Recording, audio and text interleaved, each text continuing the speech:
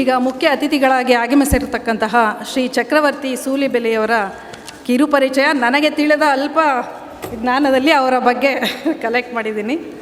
ಯುವ ಬ್ರಿಗೇಡ್ ಹಾಗೂ ನಿವೇದಿತ ಪ್ರತಿಷ್ಠಾನದ ಸಂಸ್ಥಾಪಕರಾದ ಶ್ರೀ ಚಕ್ರವರ್ತಿ ಸೂಲಿಬೆಲೆಯವರು ನಮ್ಮ ಭಾರತ ದೇಶ ವಾಸಿಗಳನ್ನು ಮತ್ತೆ ಜಾಗೃತಗೊಳಿಸಲು ಬಂದಿರತಕ್ಕಂತಹ ಮಹಾ ಋಷಿ. ತಾಯಿ ಭಾರತೀಯ ಹೆಮ್ಮೆಯ ಪುತ್ರ, ನಮ್ಮ ಕರ್ನಾಟಕದ ಹೆಮ್ಮೆಯ ಆಸ್ತಿ, ಅದ್ಭುತ ವ್ಯಾಖ್ಯಾನಕಾರರು, ಉತ್ತಮ ವಾಗ್ಮಿ, ಕೇಳುಗರನ್ನು ಸೂಜಿಗಲ್ಲಿನಂತೆ ಸೆಳೆಯುವ ಮಂತ್ರಮುಗ್ಧರನ್ನಾಗಿ ಮಾಡುವಂತಹ ಮಾಂತ್ರಿಕ ವ್ಯಕ್ತಿತ್ವ. ದೇಶ, ಧರ್ಮ, ಸಂಸ್ಕೃತಿಯ ಬಗೆಗೆ ಯಾವುದೇ ಮುಲಾಜಿಲ್ಲದೆ ತಮ್ಮ ಅಭಿಪ್ರಾಯವನ್ನು ವ್ಯಕ್ತಪಡಿಸುವ ಶ್ರೀಯುತರು ದೇಶಕ್ಕಾಗಿ ತುಡಿಯುವ ಎಲ್ಲ ಯುವ ಜನತೆಗೆ ಸ್ಫೂರ್ತಿಯ ಸೆಲೆಯಾಗಿ, ಮಾದರಿಯಾಗಿ ನಿಂತು ಸಾರ್ಥಕತೆಯನ್ನು ಪಡೆಯುತ್ತಿರುವವರು. ವಾಸ್ತವ ಸಂಗತಿಗಳ ಮೇಲೆ ಬೆಳಕು ಚೆಲ್ಲುವಂತಹ, ಆತ್ಮವಿಶ್ವಾಸವನ್ನು ವೃದ್ಧಿಸುವಂತಹ ತಮ್ಮ ಸಂಮೋಹಕ ಮಾತುಗಳಿಂದ ಈಗ ಮುಖ್ಯ ಅತಿಥಿಗಳ ಭಾಷಣವನ್ನು ಮಾಡಲಿದ್ದಾರೆ ಶ್ರೀ ಚಕ್ರವರ್ತಿ ಸೂಲಿಬೆಲೆಯವರು. ಜನನೀಂ ಶಾರದಾಂ ದೇವೀಂ ರಾಮಕೃಷ್ಣಂ ಜಗದ್ಗುರುಂ ಪಾದಪದ್ಮೇ ತಯೋ ಶ್ರಿತ್ವ ಪ್ರಣಮಾಮಿ ಮುಹುರ್ಮುಹುಃ. ರತ್ನಾಕರ ಧೌತಪದಾಂ ಹಿಮಾಲಯ ಕಿರೀಟಿನೀಂ ಬ್ರಹ್ಮರಾಜರ್ಷಿ ರತ್ನಾಢ್ಯಾಂ ವಂದೇ ಭಾರತ ಮಾತರಂ.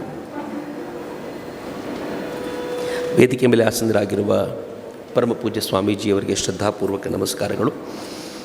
ತಮ್ಮ ಪ್ರೀತಿಯ ಮಾತುಗಳಿಂದ ಎಂಥವರನ್ನೂ ಸೆಳೆಯಬಲ್ಲ ಸಾಮರ್ಥ್ಯ ಇರುವಂಥ ಆದರಣೀಯ ಸುರೇಂದ್ರ ಕುಮಾರ್ಜಿಯವರಿಗೆ, ಅಕ್ಕ ಅನಿತಾಜಿಯವರಿಗೆ, ವೇದಿಕೆ ಮೇಲೆ ಆಸೀನರಾಗಿರುವ ಎಲ್ಲ ಆದರಣೀಯ ಗಣ್ಯರಿಗೆ ಶ್ರದ್ಧಾಪೂರ್ವಕ ನಮನಗಳು.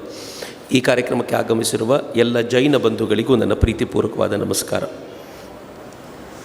ಭಾಳ ಸಂತೋಷವಾದ ಸಂಗತಿ ಜೈನ ಸಮಾಜದೊಂದಿಗೆ ಸೇರೋದು.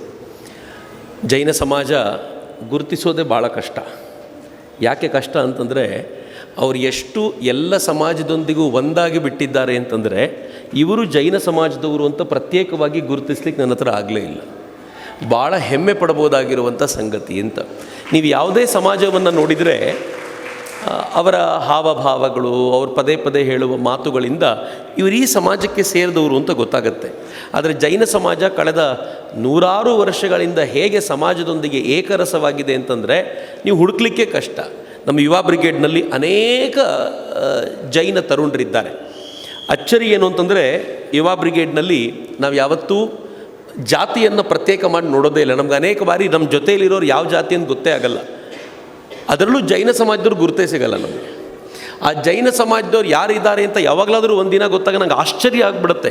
ಜೈನರು ನಂಗೆ ಗೊತ್ತೇ ಆಗಲಿಲ್ವಲ್ಲ ಅಂತಂದರೆ ಅಷ್ಟರ ಮಟ್ಟಿಗೆ ಜೈನ ತರುಣರು ನಮ್ಮ ಜೊತೆಗಿದ್ದಾರೆ ಮತ್ತು ಶ್ರದ್ಧೆಯಿಂದ ಕೆಲಸ ಮಾಡುವಂಥವರಾಗಿದ್ದರಿಂದ ಇವತ್ತು ನನಗೆ ಈ ಸಮಾಜದೊಂದಿಗೆ ಮಾತನಾಡಲಿಕ್ಕೆ ಬರಲಿಕ್ಕೆ ಅವಕಾಶ ಸಿಕ್ಕಿದ್ದು ನನ್ನ ಪಾಲಿನ ಭಾಗ್ಯ ಅಂತ ಭಾವಿಸಿ ಎಲ್ಲರಿಗೂ ಕೂಡ ಪ್ರೀತಿಪೂರ್ವಕವಾಗಿ ಧನ್ಯವಾದಗಳನ್ನು ಸಮರ್ಪಿಸ್ತೀನಿ. ಇನ್ನು ಯಾವುದಾದ್ರೂ ಒಂದು ಚಟುವಟಿಕೆಯನ್ನು ಒಂದು ವಾರ ನಡೆಸೋದು ಭಾಳ ಸುಲಭ, ಒಂದು ತಿಂಗಳು ನಡೆಸೋದು ಭಾಳ ಸುಲಭ, ಭಾಳ ಜೋಶ್ ಇರುತ್ತೆ ಎಲ್ರಿಗೂ. 2ನೇ ತಿಂಗಳಿಗೆ 50% ಡೌನ್ ಆಗುತ್ತೆ. ಅದು 90%ಗೆಲ್ಲ ಬರೋದು, 50% ಡೌನ್ ಆಗುತ್ತೆ. 3ನೇ ತಿಂಗಳು ಮಾಡೋ ವೇಳೆಗೆ ಎಲ್ಲೋ 4-5 ಜನಕ್ಕೆ ಮಾತ್ರ ಉತ್ಸಾಹ ಉಳ್ಕೊಂಡಿರುತ್ತೆ, ಉಳಿದಿದ್ದೆಲ್ಲ ಖಾಲಿಯಾಗಿರುತ್ತೆ. 5ನೇ ತಿಂಗಳಿಗೆ ನಡೆಯೋದೇ ಇಲ್ಲ. ಆದರೆ 400 ತಿಂಗಳುಗಳ ಕಾಲ ನಿರಂತರವಾಗಿ ಈ ಥರದ ಮಿಲನ್ಗಳು ನಡ್ಕೊಂಡು ಬಂದಿದೆ ಅಂತಂದರೆ 33 ವರ್ಷಗಳ ಕಾಲ ಇದು ನಿಸ್ಸಂಶಯವಾಗಿ ಒಂದು ಅದ್ಭುತವಾದ ಚಟುವಟಿಕೆ ಅಂತ. ಬರೀ ಇಷ್ಟೇ ಅಲ್ಲ, ನಾನು ಯಾವಾಗಲೂ ನಂಬ್ತೀನಿ ಏನು ಅಂತಂದರೆ, ಯಾವುದರಲ್ಲಿ ನಿರಂತರತೆ ಇದೆಯೋ ಅದು ಭಗವಂತ ಮಾಡಿಸೋದು ಅಂತ. ನಾನು ನೀವು ಒಂದು ದಿನ ಮಾಡ್ಬೋದಷ್ಟೇ. ಇವತ್ತು ನಿಶ್ಚಯ ಮಾಡಿ ನಾಳೆ ಬೆಳಿಗ್ಗೆ 4 ಗಂಟೆಗೆ ಹೇಳ್ಬೋದು. ನಾಡಿದ್ದು ಬೆಳಗ್ಗೆ ಏಳಲಿಕ್ಕೆ ಆಗೋದಿಲ್ಲ, ಮುಗೀತೋದು. ಒಂದು ದಿನದ ಜೋಶಿಗೆ ಮುಗಿಯುತ್ತೆ. ನಾಡಿದ್ದು ಬೆಳಗ್ಗೆನೂ ಹೇಳ್ತೀವಿ, ಇನ್ನು ಮುಂದಿನ 10 ವರ್ಷಗಳ ಕಾಲವೂ ಬೆಳಗ್ಗೆ 4 ಗಂಟೆಗೆ ಹೇಳ್ತಿದ್ದೀವಿ ಅಂತಂದರೆ ನಾವು ಹೇಳ್ತಿಲ್ಲ, ನಮ್ಮೊಳಗೆ ಕುಳಿತಿರುವ ಭಗವಂತ ಎಬ್ಬಿಸ್ತಿದ್ದಾನೆ ಅಂತ ಅರ್ಥ. ಯಾಕೆಂದರೆ ಹಾಗಿದ್ದರೆ ಮಾತ್ರ ಸಾಧ್ಯ ಆಗತ್ತೆ. ಕಳೆದ ಬಿಲಿಯನ್ ಗಟ್ಟಲೆ ವರ್ಷಗಳಿಂದ ಬೆಳಗಾಗುವಂತೆ ಮಾಡ್ತಿರೋದು ಸೂರ್ಯನೇ. ಅವನು ಒಂದು ದಿನವೂ ತಪ್ಪದೆ ತನ್ನ ಟೈಮಿಗೆ ಬಂದಿದ್ದಾನೆ. ಹೀಗಾಗಿ ದೇವರು ಅಂತ ಪೂಜಿಸೋದು ಅವನನ್ನು, ಯಾಕೆಂದರೆ ನಿರಂತರವಾಗಿ ಆ ಚಿಂತನೆ ಇದೆ ಅಂತ. ಆ ದೃಷ್ಟಿಯಿಂದ ನೋಡೋದಾದರೆ ನಂಬರ್ 400 ಅನ್ನೋದು ಸಾಮಾನ್ಯವಾದ ಸಂಗತಿಯಲ್ಲ. ಅಷ್ಟೂ ದಿನಗಳ ಕಾಲ ನಡೆದಿದೆ ಅಂತಂದರೆ ಅದು ಮಹಾವೀರನ ಕೃಪೆಯಿಂದಲೇ ಆಗಿರುವಂಥದ್ದು ಅಂತ ನಾನಂತೂ ಶ್ರದ್ಧೆಯಿಂದ ಭಾವಿಸಿ, ಆ ಕೃಪೆಯ ಮೂರ್ತ ಸ್ವರೂಪವಾಗಿರುವಂಥ ಈ ಜೈನ್ ಮಿಲನ್ಗೆ ನಾನು ಮತ್ತೊಮ್ಮೆ ಹೃತ್ಪೂರ್ವಕವಾದ ಅಭಿನಂದನೆಗಳನ್ನು ಸಮರ್ಪಿಸಲಿಕ್ಕೆ ಇಚ್ಛಿಸ್ತೀನಿ. ಜೈನ್ ಸಮಾಜ ನನ್ನ ದೃಷ್ಟಿಯಿಂದ ಒಂದು ಟಫ್ ಸಮಾಜ. ಯಾವಾಗ ನಾನು ಅದಕ್ಕೆ ತಮಾಷೆ ಮಾಡ್ತಿರ್ತೀನಿ ಭಾಳ ಜನ ಸಿಕ್ಕಾಗ. ಏನು ತಮಾಷೆ ಅಂತಂದರೆ, ಬೇರೆ ಯಾವ ಮತಕ್ಕೆ ಜಾತಿಗೆ ಬೇಕಿದ್ದರೂ ಜನ ಮತಾಂತರ ಆಗ್ಬಿಡ್ಬೋದು ಅನ್ನೋ ಸುಲಭಕ್ಕೆ ಜೈನ ಸಮಾಜಕ್ಕೆ ಭಾಳ ಬೇಗ ಬರೋದಿಲ್ಲ ಅಂತ. ಅಷ್ಟು ಟಫ್ ಇದೆ ರೂಲ್ಸ್, ಅಷ್ಟು ಟಫ್ ಆಗಿರುವಂಥ ಆಚರಣೆಗಳನ್ನು ಇಟ್ಕೊಂಡಿರುವಂಥವ್ರು. ಇತ್ತೀಚೆಗೆ ನಾನು ಒಂದು ವ್ರತಾಚರಣೆಯನ್ನು ಮುರಿಯುವಂಥ ಕಾರ್ಯಕ್ರಮಕ್ಕೆ ಹೋಗಿದ್ದೆ, ತೀರಾ ಇತ್ತೀಚೆಗೆ. ಮಹಾವೀರರ ನೆನಪನ್ನು ಇಟ್ಕೊಂಡು ಒಂದಿಡೀ ವರ್ಷ ಆಹಾರವನ್ನು ಸೇವಿಸಿತು, ಒಂದು ಹೊತ್ತಿನ ಆಹಾರವನ್ನು ಮಾಡ್ತು, ಅಥವಾ ಒಂದು ದಿನ ಊಟ ಮಾಡಿ ಮರುದಿನ ಊಟ ಇಲ್ಲದಂತೆ ಇರುವಂಥ, ಒಂದು ದಿನ ಸೇವಿಸ್ತಾರೆ, ಎರಡನೇ ದಿನ ನಿರ್ಜಲ ಉಪವಾಸ ಮಾಡ್ತಾರೆ. ಹೀಗೆ ಇಡೀ ವರ್ಷ ಆಚರಣೆ ಮಾಡಿ ಕೊನೆಗೆ ಆವತ್ತಿನ ದಿನ ಉಪವಾಸವನ್ನು ಬ್ರೇಕ್ ಮಾಡ್ತಾರೆ. ಬ್ರೇಕ್ ಮಾಡಿ ಮತ್ತು ಮುಂದಿನ ವರ್ಷ ಕಂಟಿನ್ಯೂ ಮಾಡ್ತೀನಿ ಅಂಥೇಳಿ ಸಂಕಲ್ಪ ಮಾಡ್ತಾರೆ ಅಂತ. ನಾನಲ್ಲೊಬ್ಬರನ್ನ ಭೇಟಿ ಮಾಡಿದೆ. 19 ವರ್ಷಗಳಿಂದ ಈ ಉಪವಾಸವನ್ನು ಮಾಡ್ಕೊಂಡು ಬಂದಿರುವಂಥವ್ರಿಗೆ ಅವ್ರಿಗೆ ಉಪವಾಸವನ್ನು ಬ್ರೇಕ್ ಮಾಡಿಸಿ ನೀರನ್ನು ಕುಡಿಸುವಂಥ ಭಾಗ್ಯ ನನಗಿತ್ತು. ನಾನು ನೀರನ್ನು ಕುಡಿಸ್ಲಿಲ್ಲ, ಕಾಲಿಗೆ ಒಂದು ನಮಸ್ಕಾರ ಮಾಡಿದೆ. ಏನು ವೃತ, ಏನು ಸಂಕಲ್ಪ ಅದು? ನಮಗೆಲ್ಲ ಆಲೋಚನೆ ಮಾಡಿದ್ರೇ ಭಯವಾಗುವಂಥ ಸಂಗತಿಗಳನ್ನು ಜೀವನದ ವೃತವಾಗಿ ಸ್ವೀಕರಿಸುವಂಥ ಪುಣ್ಯಾತ್ಮರು. ಇಂಥ ಆಚರಣೆಗಳು ಭಾಳ ಕಷ್ಟವಾಗಿರೋದ್ರಿಂದಲೇ ನಂಗೆ ಭಾಳ ಬಾರಿ ಅನಿಸುತ್ತೆ, ಯಾಕೆ ಮೈಕ್ರೋ ಮೈನಾರಿಟಿಯಾಗಿ ಜೈನಿಸಮ್ ಇರುತ್ತೆ ಅಂತಂದರೆ ಅದರಲ್ಲಿ ಒಂದು ಸಾಮರ್ಥ್ಯ, ಅದರ ಶಕ್ತಿಯೂ ಕೂಡ. ಆದರೆ ನನಗೆ ತಮಾಷೆ ಅನಿಸುತ್ತೆ, ಸತ್ಯವೂ ಕೂಡ ಹೌದು, ಸಿಂಹಗಳ ಸಂಖ್ಯೆ ಭಾಳ ಇರಲ್ಲ, ಅದು ಕಡಿಮೆನೇ ಇರೋದು, ಉಳಿದಿದ್ದೆಲ್ಲ ಭಾಳ ಇರ್ಬೋದೇನೋ ಅಂತ. ಹೀಗೆ ಕಡಿಮೆ ಇದ್ದಿದ್ದಕ್ಕೆ ಬೇಸರ ಇಲ್ಲ, ಆದರೆ ಇದ್ದಿದ್ದನ್ನು ಗಟ್ಟಿಯಾಗಿ ಉಳಿಸಿಕೊಳ್ಳುವ ಪ್ರಕ್ರಿಯೆ ಜೋರಾಗಿ ಆಗಬೇಕು ಅಂತ. ಜೈನರಿಗೂ ಕರ್ನಾಟಕಕ್ಕೂ ಒಂದು ಬಲವಾದ ನಂಟು ನಮಗೆ ಯಾವತ್ತೂ ಕೊರತೆಯೇ ಇಲ್ಲ. ಎಷ್ಟರ ಮಟ್ಟಿಗೆ ಅಂತಂದರೆ ಜೈನರು ಕರ್ನಾಟಕಕ್ಕೆ ಏನು ಮಾಡಿದ್ದಾರೆ ಅಂತಂದರೆ ಅರ್ಧ ಕೊಡುಗೆಗಳನ್ನು ಜೈನರ ಹೆಸರಲ್ಲಿ ದಾಖಲಿಸ್ಬೋದು. ಕರ್ನಾಟಕದ ಅಥವಾ ಕನ್ನಡದ ಶ್ರೇಷ್ಠ ಕವಿಗಳು ಅಂತ ನೀವು ಕರೆದರೆ ಆ ಕವಿಗಳಲ್ಲಿ ಬಹುತೇಕರು ಜೈನರೇ ಇದ್ದಾರೆ.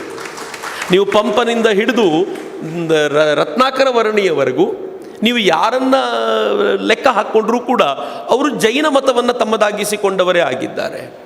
ನೀವು ಹಳೆಯ ಕಾಲವನ್ನು ಬಿಟ್ಟು ಈಗಿನ ಕಾಲಘಟ್ಟಕ್ಕೆ ಬಂದರೂ ಕೂಡ ಈಗ ಒಬ್ಬ ವೀರೇಂದ್ರ ಹೆಗ್ಗಡೆಯವರು ಧರ್ಮಸ್ಥಳದ ಮೂಲಕ ಮಾಡ್ತಾ ಇರೋ ವಿಭಿನ್ನ ಚಟುವಟಿಕೆಗಳನ್ನು ನೋಡಿದರೆ, ಒಂದು ಜೈನ ಸಮಾಜದವರಾಗಿ ಅವರು ಮಾಡ್ತಿರುವಂಥದ್ದು, ಒಬ್ಬ ಕನ್ನಡಿಗನಾಗಿ ಈ ರಾಷ್ಟ್ರದ ಒಬ್ಬ ಶ್ರೇಷ್ಠ ಪ್ರಜೆಯಾಗಿ ಅವರು ಮುಟ್ಟದೇ ಇರುವಂಥ ಕ್ಷೇತ್ರ ಇಲ್ಲ ಅಂತ. ಎಲ್ಲ ಕ್ಷೇತ್ರಗಳಲ್ಲೂ ತಾವು ಕೈ ಚಾಚಿ ನಮ್ಮ ಸಮಾಜ ಮಾತ್ರ ಅಲ್ಲದೆ ಸಮಾಜದ ಎಲ್ಲರನ್ನೂ ಒಗ್ಗೂಡಿಸುವಂಥ ಒಂದು ದೊಡ್ಡ ಪ್ರಯತ್ನ ಇದೆಯಲ್ಲ, ಆ ಮಾಡ್ತಿರುವಂಥ ಕೆಲಸ ಜೈನ ಸಮಾಜಕ್ಕೆ ಇಡೀ ಕರ್ನಾಟಕ, ಇಡೀ ದೇಶ ಯಾವತ್ತೂ ಋಣಿಯಾಗಿರುತ್ತೆ ಅಂತ ಹೇಳಲಿಕ್ಕೆ ನಾನು ಈ ಸಂದರ್ಭದಲ್ಲಿ ಭಾಳ ಹೆಮ್ಮೆ ಪಡ್ತೀನಿ. ನಾನು ಕೆಲವು ಬಾರಿ ಅಂದ್ಕೊಳ್ತೀನಿ, ಪೂಜನೀಯ ವೀರೇಂದ್ರ ಹೆಗ್ಗಡೆಯವರು ಒಂಥರ ಪ್ಯಾರಲಲ್ ಗೌರ್ಮೆಂಟ್ ರನ್ ಮಾಡ್ತಾರೆ ಅಂತ. ಅವರು ಎಷ್ಟು ಜನ ತಾಯಂದರಿಗೆ ಅವರು ಸೆಲ್ಫ್ ಹೆಲ್ಪ್ ಗ್ರೂಪ್ಗಳ ಮೂಲಕ ಒಗ್ಗೂಡಿಸಿದ್ದಾರೆ. ಅವರ ಕೌಶಲ್ಯಾಭಿವೃದ್ಧಿ ಅಂತ ಸರ್ಕಾರ ಯೋಚನೆ ಮಾಡೋಕ್ಕಿಂತ ಎಷ್ಟು ವರ್ಷಗಳ ಮುಂಚೆ ಕೌಶಲ್ಯಾಭಿವೃದ್ಧಿನ ಯೋಚನೆ ಮಾಡಿದರು. ಇಡೀ ಸರ್ಕಾರಗಳು ಎಷ್ಟು ದೇವಸ್ಥಾನವನ್ನು ಪುನರುತ್ಥಾನಗೊಳಿಸಿದ್ವೋ ಅದಕ್ಕಿಂತ ಒಂದು ತೂಕ ಜಾಸ್ತಿ ಧರ್ಮಸ್ಥಳ ಒಂದೇ ತನ್ನ ಭಿನ್ನ ಭಿನ್ನ ಚಟುವಟಿಕೆಗಳ ಮೂಲಕ ಪುನರುಜ್ಜೀವನಗೊಳಿಸಲಿಕ್ಕೆ ಸಾಧ್ಯವಾಗಿರೋದು. ಎಷ್ಟು ಜನರನ್ನು, ಅತ್ಯಂತ ಬಡವರನ್ನೂ ಕೂಡ ಗೃಹಸ್ಥಾಶ್ರಮಕ್ಕೆ ಉಚಿತವಾಗಿ ಕರ್ಕೊಂಡು ಬರಲಿಕ್ಕೆ ಸಾಧ್ಯವಾಗಿರುವಂಥದ್ದು. ಎಲ್ಲವನ್ನೂ ಗಣಿಸಿದರೆ ನಾವು ನಿಜಕ್ಕೂ ಅತ್ಯಂತ ಶ್ರದ್ಧೆಯಿಂದ ಋಣಿಯಾಗಿದ್ದೀವಿ ಅಂತ ಇಡೀ ಕನ್ನಡದ ಜನತೆಯ ಪರವಾಗಿ ನಾನು ನಮ್ರತೆಯಿಂದ ನಿವೇದನೆ ಮಾಡಿಕೊಳ್ಳಿಕ್ಕೆ ಇಚ್ಛೆ ಪಡ್ತೀನಿ. ಇನ್ನು ಜೈನ್ ಮಿಲನ್ಗೂ ನಮಗೂ ಯುವ ಬ್ರಿಗೇಡ್ಗೂ ಒಂದು ಹತ್ತಿರದ ಸಾಮ್ಯತೆ ಇದೆ. ನಾನಲ್ಲಿ ಕೂತ್ಕೊಂಡು ನೀವು ಮಾತಾಡೋದನ್ನೆಲ್ಲ ಕೇಳ್ತಿದ್ದೆ. ಆದರಣೀಯ ಸುರೇಂದ್ರಜಿನೂ ತುಂಬ ವಿಚಾರಗಳನ್ನು ಹೇಳ್ತಾ ಇದ್ರು. ಮೊದಲನೇದು ಎಲೆಕ್ಷನ್ ಇಲ್ಲ ಸೆಲೆಕ್ಷನ್ ಅಂತ. ಯುವ ಬ್ರಿಗೇಡ್ನಲ್ಲೂ ಹಂಗೆ, ನಾವು ಎಲೆಕ್ಷನ್ ಮಾಡಲ್ಲ. ಯಾಕೆ ಮಾಡಲ್ಲ ಅಂತಂದರೆ ಎಲೆಕ್ಷನ್ ಇರೋದೇ ಒಡೆಯೋದಕ್ಕೆ ಅಂತ ನಾನು ಯಾವಾಗಲೂ ಭಾವಿಸ್ತೀನಿ. ಸಮರ್ಥರಾದವರು, ಎಲ್ಲರ ಪ್ರೀತಿಯನ್ನು ಗಳಿಸಿದವರು ಅಲ್ಲಿಗೆ ಬಂದು ಕೂತ್ಕೊಳ್ಳೋದು ಸಹಜವಾಗಿಯೇ ಆಗಬೇಕಾಗಿರುವ ಪ್ರಕ್ರಿಯೆ, ಅದು ಎಲೆಕ್ಷನ್ನಿಂದ ಆಗಬೇಕಾಗಿರುವಂಥದ್ದಲ್ಲ. ಅವ್ರು ಹೇಳಿ ಚೆನ್ನಾಗಿತ್ತು, ಯಾವತ್ತು ಎಲೆಕ್ಷನ್ ಆಗುತ್ತೋ ಅವತ್ತು ಒಡಕು ಶುರುವಾಗುತ್ತೆ ಅಂತ. ಆ ಒಡಕುಗಳನ್ನು ಮೀರಿ ನಿಲ್ಲುವ ಪ್ರಯತ್ನವನ್ನು ಮಾಡಬೇಕು, ಅದು ನಮ್ಮದ್ರಲ್ಲೂ ಆಗುತ್ತೆ. ಎರಡನೇದೊಂದು ಭಾಳ ಮಹತ್ವದ ಸಂಗತಿ ಅಂತಂದರೆ, ಯುವ ಬ್ರಿಗೇಡ್ ತೀರಾ ಇತ್ತೀಚಿನವರೆಗೂ, ಯುವ ಬ್ರಿಗೇಡ್ ಶುರುವಾಗಿ ಇದುವರೆಗೂ 8 ವರ್ಷ ಆಗಿದೆ. ಅದಕ್ಕಿಂತ ಮುಂಚೆಯೂ ನಾವು ಕೆಲಸ ಮಾಡಿದ್ದೀವಿ. ಆದರೆ 8 ವರ್ಷಗಳಲ್ಲಿ ಇವತ್ತಿನವರೆಗೂ ಅಕೌಂಟ್ ಇರಲಿಲ್ಲ ನಮ್ಮದು. ರಾಜ್ಯದಾದ್ಯಂತ ಇಷ್ಟು ಕೆಲಸ ಮಾಡಿದ ನಂತರ, ಯಾಕೆಂದರೆ ಗೊತ್ತಿಲ್ಲ, ಪೂಜ್ಯ ವೀರೇಂದ್ರ ಹೆಗ್ಗಡೆಯವರ ಮಾತನ್ನು ನಾವು ಯಾವತ್ತೂ ಕೇಳಿರಲಿಲ್ಲ. ಆದರೆ ಹೃದಯಗಳನ್ನು ಮೀಟಬಹುದು ಅಂತ ಅನಿಸೋದು ಆ ಕಾರಣಕ್ಕೆ. ಜೈನ್ ಮಿಲನ್ಗೆ ಅವ್ರು ಭಾಳ ಹಿಂದೆನೇ ಹೇಳಿದ್ರಂತೆ, ದುಡ್ಡು ಕಲೆಕ್ಟ್ ಮಾಡಬೇಡಿ, ಕಲೆಕ್ಟ್ ಮಾಡಿದ್ರೆ ಕಿತ್ತಾಡ್ತೀರಾ ಅಂತ. ನಿಜ ಅದು. ನಾವು ಯುವ ಬ್ರಿಗೇಡಲ್ಲೂ ಅದೇ ಸಂಪ್ರದಾಯ ಇಟ್ಕೊಂಡಿದ್ದೀವಿ. ದುಡ್ಡು ಕಲೆಕ್ಟ್ ಮಾಡಿದರೆ ಇರುವ ದುಡ್ಡನ್ನು ಖಾಲಿ ಮಾಡಲಿಕ್ಕೆ ಅಧ್ಯಕ್ಷನಾಗಬೇಕು ಅಂತ ಬರೋರು ಭಾಳ ಇರ್ತಾರೆ. ಈಗ ಹಂಗಿಲ್ವಲ್ಲ, ನಾನೇ ದುಡ್ಡು ಕಲೆಕ್ಟ್ ಮಾಡಬೇಕು, ನಾನೇ ಖರ್ಚು ಮಾಡಿ ಮುಗಿಸ್ಬೇಕು ಅಂದಾಗ ಆಗಲ್ಲ ಅನ್ನುವವರ ಸಂಖ್ಯೆ ಜಾಸ್ತಿ ಇರುತ್ತೆ. ಆಗ ಸೆಲೆಕ್ಷನ್ ಮಾಡೋದು ಭಾಳ ಸುಲಭ. ಆಗ್ತೀನಿ ಅನ್ನೋರು ಭಾಳ ಇದ್ದರೆ ಸೆಲೆಕ್ಷನ್ ಮಾಡೋದು ಕಷ್ಟ, ಆಗಲ್ಲ ಅನ್ನೋರು ಭಾಳ ಇದ್ದರೆ ಸೆಲೆಕ್ಷನ್ ಮಾಡೋದು ಸುಲಭ. ಈ ದೃಷ್ಟಿಯಿಂದ ನಾವು ಕೂಡ ಈ ಪರಂಪರೆಯನ್ನು ಅನುಸರಿಸ್ಕೊಂಡು ಬಂದಿದ್ದೀವಿ. ನಾವು ಅಕೌಂಟ್ ಯಾವಾಗ ಮಾಡಬೇಕಾಗಿ ಆಯಿತು ಗೊತ್ತೇನು? ಕರ್ನಾಟಕ ಸರ್ಕಾರ ಯುವ ಬ್ರಿಗೇಡ್ ತುಂಬ ಚೆನ್ನಾಗಿ ಕೆಲಸ ಮಾಡ್ತಿದೆ ಅಂತ ರಾಜ್ಯೋತ್ಸವ ಪ್ರಶಸ್ತಿಯನ್ನು ಕೊಟ್ಟಾಗ ಅವರು ಕೊಟ್ಟ 1 ಲಕ್ಷ ರೂಪಾಯಿನ ಕ್ಯಾಶ್ ಮಾಡ್ಕೊಳ್ಳಿಕ್ಕೆ ನಮಗೆ ಅಕೌಂಟ್ ಮಾಡಬೇಕಾದ ಪರಿಸ್ಥಿತಿ ಬಂತು. ಬಿಟ್ಟರೆ ನಮ್ಮ ಹತ್ರ ಅಕೌಂಟ್ ಇರಲಿಲ್ಲ ಅನ್ನೋದು ನಾನಂತೂ ಭಾಳ ಹೆಮ್ಮೆಯಿಂದ ಹೇಳ್ಕೊಳ್ಳುವಂಥ ಸಂಗತಿ. ಇನ್ನು ಮೂರನೇದು ಒಂದು ಆ್ಯಡ್ ಮಾಡಿದ್ದೀವಿ, ನಂಗೆ 100% ಗೊತ್ತಿದೆ. ನಾವು ಪೊಲಿಟಿಕ್ಸಲ್ಲಿ ಯಾವತ್ತೂ ಇಲ್ಲ ಅಂತ ಡೇ 1ನಿಂದ ಹೇಳ್ಕೊಂಡು ಬಂದಿದ್ದೀವಿ. ನಂಗೆ 100% ಗೊತ್ತಿದೆ ಜೈನ್ ಮಿಲನ್ನೂ ಕೂಡ ಹಾಗೆ ಇರಲಿಕ್ಕೆ ಸಾಧ್ಯ ಅಂತ. ಎಷ್ಟು ಹತ್ತಿರದ ಸಾಮ್ಯತೆ ಇದೆ ಅಂತ. ಯಾಕೆ? ಅದೇ ಅದು ನಂಗೆ ಗೊತ್ತಿದೆ, ಅದು ನೋಡಿದರೆ ಗೊತ್ತಾಗುತ್ತೆ. ರಾಜಕೀಯದಲ್ಲಿ ಇಲ್ಲದೆ ಇರೋದ್ರಿಂದಲೇ ಇಷ್ಟು ವಿಸ್ತಾರವಾಗಿ ಬೆಳೀಲಿಕ್ಕೆ ಸಾಧ್ಯ. ಯಾವಾಗ ನಾವು ಮನಸ್ಸನ್ನು ಈ ರೀತಿ ಶುದ್ಧವಾಗಿಸಿಕೊಳ್ತೀವೋ ಮಾಡುವ ಕೆಲಸ ಸ್ಪ್ರೆಡ್ ಆಗಲಿಕ್ಕೆ ಸಾಧ್ಯ ಆಗುತ್ತೆ. ನಾವು ಹೆಚ್ಚು ಹೆಚ್ಚು ಸಂಕುಚಿತರಾದಷ್ಟು ನಮ್ಮ ಕೆಲಸ ವಿಸ್ತಾರ ಆಗಲ್ಲ. ನಾನು ಜೈನ್ ಮಿಲನ್ ಬಗ್ಗೆ ಹೇಳಿದವರೆಲ್ಲ ಕೇಳ್ತಿದ್ದಾರೆ, 4 ಲಕ್ಷ ರೂಪಾಯಿಯನ್ನು ಕೊಟ್ಟರು. ಯಾವಾಗಲೂ ಅದೊಂದು ನಿಜವಾಗಿ ಆಗಬೇಕಾಗಿರುವಂಥ ಕೆಲಸ. ಮೊದಲು ನಾನು ಗಟ್ಟಿಯಾಗಬೇಕು, ನನ್ನ ಜೊತೆಯಲ್ಲಿರೋರನ್ನ ಗಟ್ಟಿ ಮಾಡಬೇಕು, ಆಮೇಲೆ ಉಳಿದವರೆಲ್ಲರನ್ನೂ ಗಟ್ಟಿ ಮಾಡಲಿಕ್ಕೆ ನನ್ನ ಪೂರ್ಣ ಸಮಯವನ್ನು ಕೊಡಬೇಕು. ಏನಿದೆಯೋ ನನ್ನ ಹತ್ರ ಕೊಡಲಿಕ್ಕೆ ಸಾಧ್ಯ ಆಗಬೇಕು. ಸೇವೆ ವಿಸ್ತಾರವಾಗೋದು ಹಾಗೆ. ನನ್ನ ಹತ್ರನೇ ತಾಕತ್ತಿಲ್ಲದೆ ನಾನು ಬೇರೆಯವ್ರಿಗೆ ಏನೂ ಮಾಡಲಿಕ್ಕಾಗಲ್ಲ. ಹೀಗಾಗಿ ಮೊದಲನೇ ಪ್ರಯಾರಿಟಿ ನಾನು ಗಟ್ಟಿಯಾಗಿ ನಿಂತ್ಕೊಳ್ಬೇಕು. ಆದರೆ ಗಟ್ಟಿಯಾಗಿ ನಿಂತ್ಕೊಳ್ಳುವಾಗ ಗೊತ್ತಿರಬೇಕು ಏನು ಅಂತಂದರೆ, ನಾನು ಯಾಕೆ ಗಟ್ಟಿ ಆಗ್ತಿದ್ದೀನಿ ಅಂತಂದರೆ ನನ್ನವರನ್ನು ಕೈ ಹಿಡ್ಕೊಂಡು ಮುಂದಕ್ಕೆ ಕರ್ಕೊಂಡು ಬರಲಿಕ್ಕೋಸ್ಕರ ನಾನು ಗಟ್ಟಿ ಆಗ್ತಿದ್ದೀನಿ ಅಂತ. ಇಲ್ಲದೆ ಹೋದರೆ ಸ್ವಂತಕ್ಕೆ ಗಟ್ಟಿಯಾಗೋದರ ಅರ್ಥ ಏನಿದೆ? ಜೀವನದಲ್ಲಿ ಭಿನ್ನತೆ ಏನಿದೆ? ನಾವೆಲ್ಲರೂ ಈ ಜೀವನಕ್ಕೆ ಬಂದಿರೋದು, ನಾವೆಲ್ಲರೂ ಮನುಷ್ಯ ರೂಪವನ್ನು ಪಡ್ಕೊಂಡಿರೋದು ಯಾಕೆ ಅಂತ ಕೇಳಿದರೆ, ನಾವೆಲ್ಲರೂ ನಿರ್ವಾಣಿ ಆಗಬೇಕು, ಒಂದಲ್ಲ ಒಂದು ದಿನ ಮೋಕ್ಷವನ್ನು ಪಡ್ಕೊಳ್ಬೇಕು ಅಂತ. ನಿರ್ವಾಣ ಅನ್ನೋ ಕಲ್ಪನೆ ಏನು ಕಟ್ಟಿಕೊಟ್ಟಿದ್ದಾರೋ ಆ ನಿರ್ವಾಣವನ್ನು ನಮ್ಮದಾಗಿಸ್ಕೊಳ್ಬೇಕು, ಆ ಮೋಕ್ಷವನ್ನು ನಮ್ಮದಾಗಿಸ್ಕೊಳ್ಬೇಕು ಅಂತ. ಅದಕ್ಕೆ ಇಡೀ ನಮ್ಮ ಪರಂಪರೆಯೇ ಅದಕ್ಕೆ ರೂಪುಗೊಂಡಿರುವಂಥದ್ದು. ನಾವಿಡೀ ವ್ಯವಸ್ಥೆಯನ್ನು ರೂಪುಗೊಳಿಸಿರೋದೇ ಅದಕ್ಕೋಸ್ಕರ. ನಮ್ಮೆಲ್ಲರ ಬದುಕಿನಲ್ಲಿ ನಾವು ಮತ್ತೊಮ್ಮೆ ಹುಟ್ಟಿ ಬರ್ತೀವಿ. ಯಾಕೆ ಹುಟ್ಟಿ ಬರ್ತೀವಿ ಅಂತಂದರೆ ಈಗಿನ ಕೆಲಸವನ್ನು ಕಂಪ್ಲೀಟ್ ಮಾಡಲಿಲ್ಲ ಅನ್ನೋ ಕಾರಣಕ್ಕೋಸ್ಕರ ಮತ್ತೆ ಹುಟ್ಟು ಬರ್ತೀವಿ. ಈ ಹುಟ್ಟು ಬೇಡ ಅನ್ನೋದಾದರೆ ಆ ಮೋಕ್ಷವನ್ನು ಪಡ್ಕೊಳ್ಳಿಕ್ಕೆ ನಾವು ನಿರಂತರವಾಗಿ ಚಟುವಟಿಕೆಗಳಲ್ಲಿ ತೊಡಗಿರಬೇಕು ಅನ್ನೋದನ್ನು ನಮ್ಮ ಪೂರ್ವಜರು ಯಾವಾಗಲೂ ಹೇಳ್ಕೊಂಡು ಬಂದಿದ್ದಾರೆ. ಭಾರತೀಯ ಸಿದ್ಧಾಂತಗಳೆಲ್ಲವೂ ಕೂಡ ಇದನ್ನೇ ಹೇಳಿರುವಂಥದ್ದು. ಹೀಗಾಗಿ ನೀವು ಯಾವ ಚಟುವಟಿಕೆಗಳಲ್ಲಿ ನಾವೆಲ್ಲರೂ ನಿರತವಾಗಿದ್ದೀವೋ, ಸೇವೆಯ ಮೂಲಕ ಸಮಾಜವನ್ನು ಕಟ್ಟುವಂಥ ಪ್ರಕ್ರಿಯೆ, ಈ ಪ್ರಕ್ರಿಯೆಯನ್ನು ಇನ್ನೂ ಹೆಚ್ಚು ಆಳಕ್ಕೆ ತೆಗೆದುಕೊಂಡು ಹೋಗುವ ಪ್ರಯತ್ನ ಮಾಡಿದರೆ ಜೀವನ ಸಾರ್ಥಕ ಅಂತ. ಸೇವೆ ಮಾಡುವಾಗ 4 ಪ್ರಮುಖವಾದ ಅಂಗಗಳಿವೆ. ಮೊದಲನೇದು ದೇಹ ಭಾವನೆಯಿಂದ ಸೇವೆ ಮಾಡೋದು, ಎರಡನೇದು ಮನಸ್ಸಿನಿಂದ ಸೇವೆ ಮಾಡೋದು, ಮೂರನೇದು ಬುದ್ಧಿಯನ್ನು ಉಪಯೋಗಿಸೋದು, ನಾಲ್ಕನೇದು ಆತ್ಮವನ್ನು ಇದಕ್ಕೆ ಇನ್ವಾಲ್ವ್ ಮಾಡೋದು ಅಂತ. 4 ಹಂತಗಳು. ನಾನು ಯಾವಾಗಲೂ ಇದನ್ನು ಭಾವಿಸ್ತೀನಿ. ಆತ್ಮದ ಭಾವನೆ ಹೇಗೆ ಅಂತ ಹೇಳ್ತೀನಿ ನಾನು ನಿಮಗೆ. ಮೊದಲನೇದು ದೇಹ ಭಾವನೆಯಿಂದ ಸೇವೆ ಮಾಡ್ತೀವಿ. ಮೋಸ್ಟ್ ಆಫ್ ಅಸ್ ನಾವು ಹೊರಗಡೆ ಸೇವೆ ಮಾಡೋದು ಹೆಂಗಿರ್ತೀವಿ ಗೊತ್ತೇನು? ಯಾರಿಗೋ ಒಬ್ಬರಿಗೆ ಬ್ರೆಡ್ ಕೊಡ್ತೀವಿ, ಬ್ರೆಡ್ ಕೊಟ್ಟಿದ್ದಕ್ಕಿಂತ ಹೆಚ್ಚು ಸೆಲ್ಫಿಗೆ ಮಹತ್ವ ಜಾಸ್ತಿ ಇರುತ್ತೆ. ಆ ಸೆಲ್ಫಿ ಹೆಂಗೆ ತೆಕ್ಕೊಳ್ತಿರ್ತೀವಿ ಅಂತಂದರೆ, ಬ್ರೆಡ್ ಕೊಟ್ಟವನ ಕೈ ಇನ್ನೂ ರೀಚೇ ಆಗೋದಿದೆ, ನಮ್ಮ ಸೆಲ್ಫಿ ಸಿಕ್ಕಿರುತ್ತೆ. ನಾನು ತುಂಬ ಜನರನ್ನು ಇತ್ತೀಚೆಗೆ ಈ ದೇಹ ಭಾವನೆ ಹೆಂಗಿದೆ ಅಂತಂದರೆ, ಸ್ವಾಮೀಜಿಗೆ ನಮಸ್ಕಾರ ಮಾಡಬೇಕು, ನಮಸ್ಕಾರ ಮಾಡ್ತಿರ್ತಾರೆ. ಆ ಕ್ಯಾಮ್ರಾದವ್ರ ಮುಂದೆ ನಿಂತ ತಕ್ಷಣ ಸ್ವಾಮೀಜಿ ಕಾಲು ನೋಡೋದಿಲ್ಲ, ಮುಖನೂ ನೋಡೋದಿಲ್ಲ, ಕ್ಯಾಮ್ರಾ ನೋಡಿ ನಮಸ್ಕಾರ ಮಾಡ್ತಿರ್ತಾರೆ. ಯಾರಿಗೆ ನಮಸ್ಕಾರ ಮಾಡಿದ್ದು ಗೊತ್ತಾಗೋದಿಲ್ಲ ಅಂತ. ದೇಹ ಭಾವನೆ ಎಲ್ಲಿ ಹೆಚ್ಚೋ ಅಲ್ಲಿ ಈ ಥರದ ಪ್ರಕ್ರಿಯೆಗಳು ಜಾಸ್ತಿ. ಯಾವಾಗ ದೇಹ ಭಾವನೆಯಿಂದ ಸೇವೆ ಮಾಡ್ತೀವೋ ತಪ್ಪಲ್ಲ, ಅಷ್ಟಾದರೂ ಮಾಡಬೇಕು ಅಂತ. ಅದನ್ನೂ ಮಾಡದ ಪುಣ್ಯಾತ್ಮರಿದ್ದಾರಲ್ಲ, ಅವರುಗಳ ನಡುವೆ ಇಷ್ಟಾದರೂ ಆಗಬೇಕು ಅಂತ. ದೇಹ ಭಾವನೆಯಿಂದ ಸೇವೆ ಮಾಡೋರು ಏನು ಮಾಡ್ತಾರೆ ಗೊತ್ತೇನು? ಸೇವೆ ಮಾಡಿದ ತಕ್ಷಣ ಫೇಸ್ಬುಕ್ಕಲ್ಲಿ ಒಂದು ಫೋಟೋ ಹಾಕ್ತಾರೆ. ಪ್ರತಿ 10 ನಿಮಿಷಕ್ಕೊಂದ್ಸಲ ನೋಡ್ತಿರ್ತಾರೆ, ಎಷ್ಟು ಲೈಕ್ ಬಂತು, ಯಾರು ಲೈಕ್ ಮಾಡಿದರು ಅಂತ. ನನಗೆ ಕೆಲವರು ಹೇಳ್ತಾರೆ, ನಾನು ಅವ್ರ ಫೋಟೋಗೆ ಲೈಕ್ ಮಾಡ್ತೀನಿ, ನನ್ನ ಫೋಟೋಗೆ ಅವ್ರು ಲೈಕೇ ಮಾಡೋದಿಲ್ಲ ಅಂತ. ದೇಹ ಭಾವನೆ ಅಲ್ಲೇ ಚೌಕಟ್ಟಿರೋದು ಅದಕ್ಕೆ ಅಂತ. ವಾಟ್ಸಪ್ಪಲ್ಲಿ ಕಳಿಸ್ಬಿಡ್ತಾರೆ, ಸ್ವಲ್ಪ ವಯಸ್ಸಾದರೆ ವಾಟ್ಸಪ್ಪಲ್ಲಿ ಕಳಿಸ್ಬಿಡ್ತಾರೆ ಮಾಡಿದ್ದೀನಿ ಅಂತ. ವಾಟ್ಸಪ್ಪಲ್ಲಿ ಎಷ್ಟು ಜನರ ರಿಯಾಕ್ಷನ್ ಬಂತು ಅನ್ನೋದು ಹುಡುಕೋದೇ ಬಹಳ ಹೊತ್ತಿನ ಕೆಲಸ ಅಂತ. ದೇಹ ಭಾವನೆ ಆನಂದವನ್ನು ಕೊಡುತ್ತೆ, ಆದರೆ ಲೈಕ್ಗಳಲ್ಲಿ ಆನಂದವನ್ನು ಕೊಡುತ್ತೆ ಬಿಟ್ಟರೆ ಅದಕ್ಕಿಂತ ಆಚೆ ಇಲ್ಲ ಅಂತ. ಇಷ್ಟಾದರೂ ಆಗತ್ತೆ. ಇದರ ಎರಡನೇ ಹಂತ ಇದೆ, ಮನಸ್ಸಿನ ಮೂಲಕ ಮನಸ್ಸನ್ನು ಇನ್ವಾಲ್ವ್ ಮಾಡಿಸೋದು ಅಂತ. ಮನಸ್ಸು ಇನ್ವಾಲ್ವ್ ಮಾಡಿದಾಗ ಒಂದು ಖುಷಿ ಸಿಗತ್ತೆ. ನೀವು ಸೇವಾ ಕಾರ್ಯಗಳಲ್ಲಿ ಕೆಲವರು ಬರೀ ದುಡ್ಡು ಮಾತ್ರ ಕೊಟ್ಟಿರ್ತೀರಿ. ನಾನು ತುಂಬ ಕಳಕಳಿಯಿಂದ ಕೇಳ್ಕೊಳ್ತೀನಿ, ಯಾವುದಾದ್ರೂ ಸೇವಾ ಕಾರ್ಯ ಇದ್ದರೆ ದುಡ್ಡು ಕೊಡೋದು ಒಂದು ಮೊದಲನೇ ಹಂತ ಒಪ್ಕೊಳ್ತೀನಿ. ಎರಡನೇ ಹಂತ ಒಂದಿದೆ, ಏನಂತಂದರೆ ಎಲ್ಲಿ ಸೇವೆ ನಡೆಯುತ್ತೋ ಅಲ್ಲಿ ಹೋಗಿ ನಿಂತ್ಕೊಳ್ಳಿ ಅಂತ, ಅದನ್ನು ನೋಡಿ ಅಂತ. ಎಷ್ಟು ಚೆನ್ನಾಗಿ ಅನಿಸುತ್ತೆ ನಿಮಗೆ ಅಂತಂದರೆ, ನಾನು ಕೊಟ್ಟ ₹1 ಯಾರೋ ಒಬ್ಬರ ಕಣ್ಣೀರನ್ನು ಒರೆಸಲಿಕ್ಕೆ ಸಾಧ್ಯವಾಯ್ತಲ್ಲ ಎನ್ನುವಂಥ ಖುಷಿ ಇದೆಯಲ್ಲ, ಅದು ನಿಮ್ಮ ಜೀವಮಾನದಲ್ಲಿ ಯಾವ ಆನಂದವೂ ಕೊಡಲಿಕ್ಕೆ ಸಾಧ್ಯ ಇಲ್ಲ. ನಾನು ತುಂಬ ಬಾರಿ ಅಂದ್ಕೊಳ್ತಿರ್ತೀನಿ, ಎಷ್ಟು ಆನಂದ ಕೊಡುತ್ತೆ ಕೆಲವೊಂದು ಸಲ ಅಂತಂದರೆ, ನಾನು ಒಂದು ಸಲ ಒಂದು ಹುಡುಗಿ ಬಂದು ನನಗೆ ಹೇಳ್ತಿತ್ತು, ಆ ಒಂದು ಕಾರ್ಯಕ್ರಮ ಮುಗಿದ ನಂತರ PS ಕಾಲೇಜಿನ ಹೆಣ್ಮಕ್ಳು 10-11 ಜನ, ಸರ್ ಭಾಷಣ ಆಯಿತು, ನಮಗೇನಾದರೂ ಕೆಲಸ ಕೊಡಿ ಅಂತ. ನಾನಂದರೆ ಪಕ್ಕದ ಸ್ಲಮ್ನಲ್ಲಿ ಒಂದು ಸ್ಕೂಲ್ ನಡೀತಾ ಇದೆ, ಕನ್ನಡ ಮೀಡಿಯಂ ಸ್ಕೂಲು, ಆ ಮಕ್ಕಳಿಗೆ ಇಂಗ್ಲೀಷು ಮ್ಯಾಥ್ಸು ಹೇಳ್ಕೊಡ್ಬೇಕು, ಹೋಗ್ತೀರಾ ಅಂತ ಹೇಳಿದ್ರು. ಯಾವ ಟೈಮು? ಫ್ರೀ ಟೈಮಲ್ಲಿ ಹೋಗಿ ಅಂತ. ಪಾಠ ಹೇಳ್ತಾ ಹೇಳ್ತಾ ಒಂದಿನ ಹುಡುಗಿ ಬಂದು ಆಕೆಯ ಕಣ್ಣು ತುಂಬ ನೀರು. ನಾನು ಕೇಳಿದೆ, ಯಾಕೆ ಇಷ್ಟೊಂದು ಬೇಜಾರಲ್ಲಿದೆಯಾ ಅಂತ. ಅವಳಂದು ಬೇಜಾರಿಲ್ಲ, ಖುಷಿಯಲ್ಲಿದ್ದೀನಿ ಅಂತ. ನೀರು ಬರ್ತಿರೋದು ಖುಷಿಗೆ ಅಂತ. ಖುಷಿಯ ಆನಂದ ಸೇವೆಯಿಂದ ಮಾತ್ರ ಸಿಗುವಂಥದ್ದು, ಬೇರೆ ಯಾವುದರಿಂದಲೂ ಅಲ್ಲ. ನೀವು ಮತ್ತೊಬ್ಬರ ಕಣ್ಣಲ್ಲಿ ನೀರು ಒರೆಸಿದ್ದೀನಿ ಅಂತ ಗೊತ್ತಾಗುವಾಗ ಎಂಥ ಆನಂದ ಸಿಗುತ್ತೆ, ಇಮ್ಯಾಜಿನ್ ಮಾಡಲಿಕ್ಕೆ ಸಾಧ್ಯ ಇಲ್ಲ. ನಾನು ಆ ಮಗುನ ಕೇಳಿದೆ, ಯಾಕೆ ಖುಷಿ ಆಯಿತು, ಏನು ಮಾಡಿದೆ ಇವತ್ತು ಅಂತ. ಸ್ಲಮ್ ಏರಿಯಾದ ಮಕ್ಕಳಿಗೆ ಪಾಠ ಮಾಡುವಾಗ ನಾನೊಂದು ಕತೆ ಹೇಳ್ತಾ ಇದ್ದೆ. 7ನೇ ಕ್ಲಾಸ್ ಫೇಲ್ ಆದ ಧೀರುಭಾಯಿ ಅಂಬಾನಿ ಇವತ್ತು ಇಡೀ ದೇಶಕ್ಕೆ ಪೆಟ್ರೋಲು ಡೀಸೆಲ್ಲು ಕೊಡ್ತಿದ್ದಾರೆ, ಕನಸು ಕಟ್ಟಿದರೆ ಏನೆಲ್ಲ ಆಗುತ್ತೆ ಅಂತ. ಒಬ್ಬ ಹುಡುಗ ಎದ್ದು ನಿಂತಂತೆ, ಮೇಡಮ್ ನಾನು ದೊಡ್ಡ ಬಿಸ್ನೆಸ್ ಮ್ಯಾನ್ ಆಗಬೇಕು ಅಂತಿದ್ದೀನಿ ಅಂತ. ಇವಳು ಕೇಳಿದ್ಲು, ಏನು ಮಾಡಬೇಕು ಅಂತಿದ್ಯಾ? ನಾನು ನಮ್ಮಪ್ಪ ಎಳ್ನೀರು ಮಾರ್ತಾರೆ ಮನೆ ಪಕ್ಕದಲ್ಲಿ ಕೂತ್ಕೊಂಡು, ನಾನು ಇಡೀ ಬೆಂಗಳೂರಿಗೆ ಸೈಕಲಲ್ಲಿ ಹಾಕ್ಕೊಂಡು ಎಳ್ನೀರು ಮಾರ್ತೀನಿ ಮೇಡಮ್. ಎಕ್ಸ್ಪ್ಯಾನ್ಷನ್ನ ಕಲ್ಪನೆ ಕೊಟ್ಟಿದ್ದವನು, ಬಿಸ್ನೆಸ್ನ ಕಲ್ಪನೆ.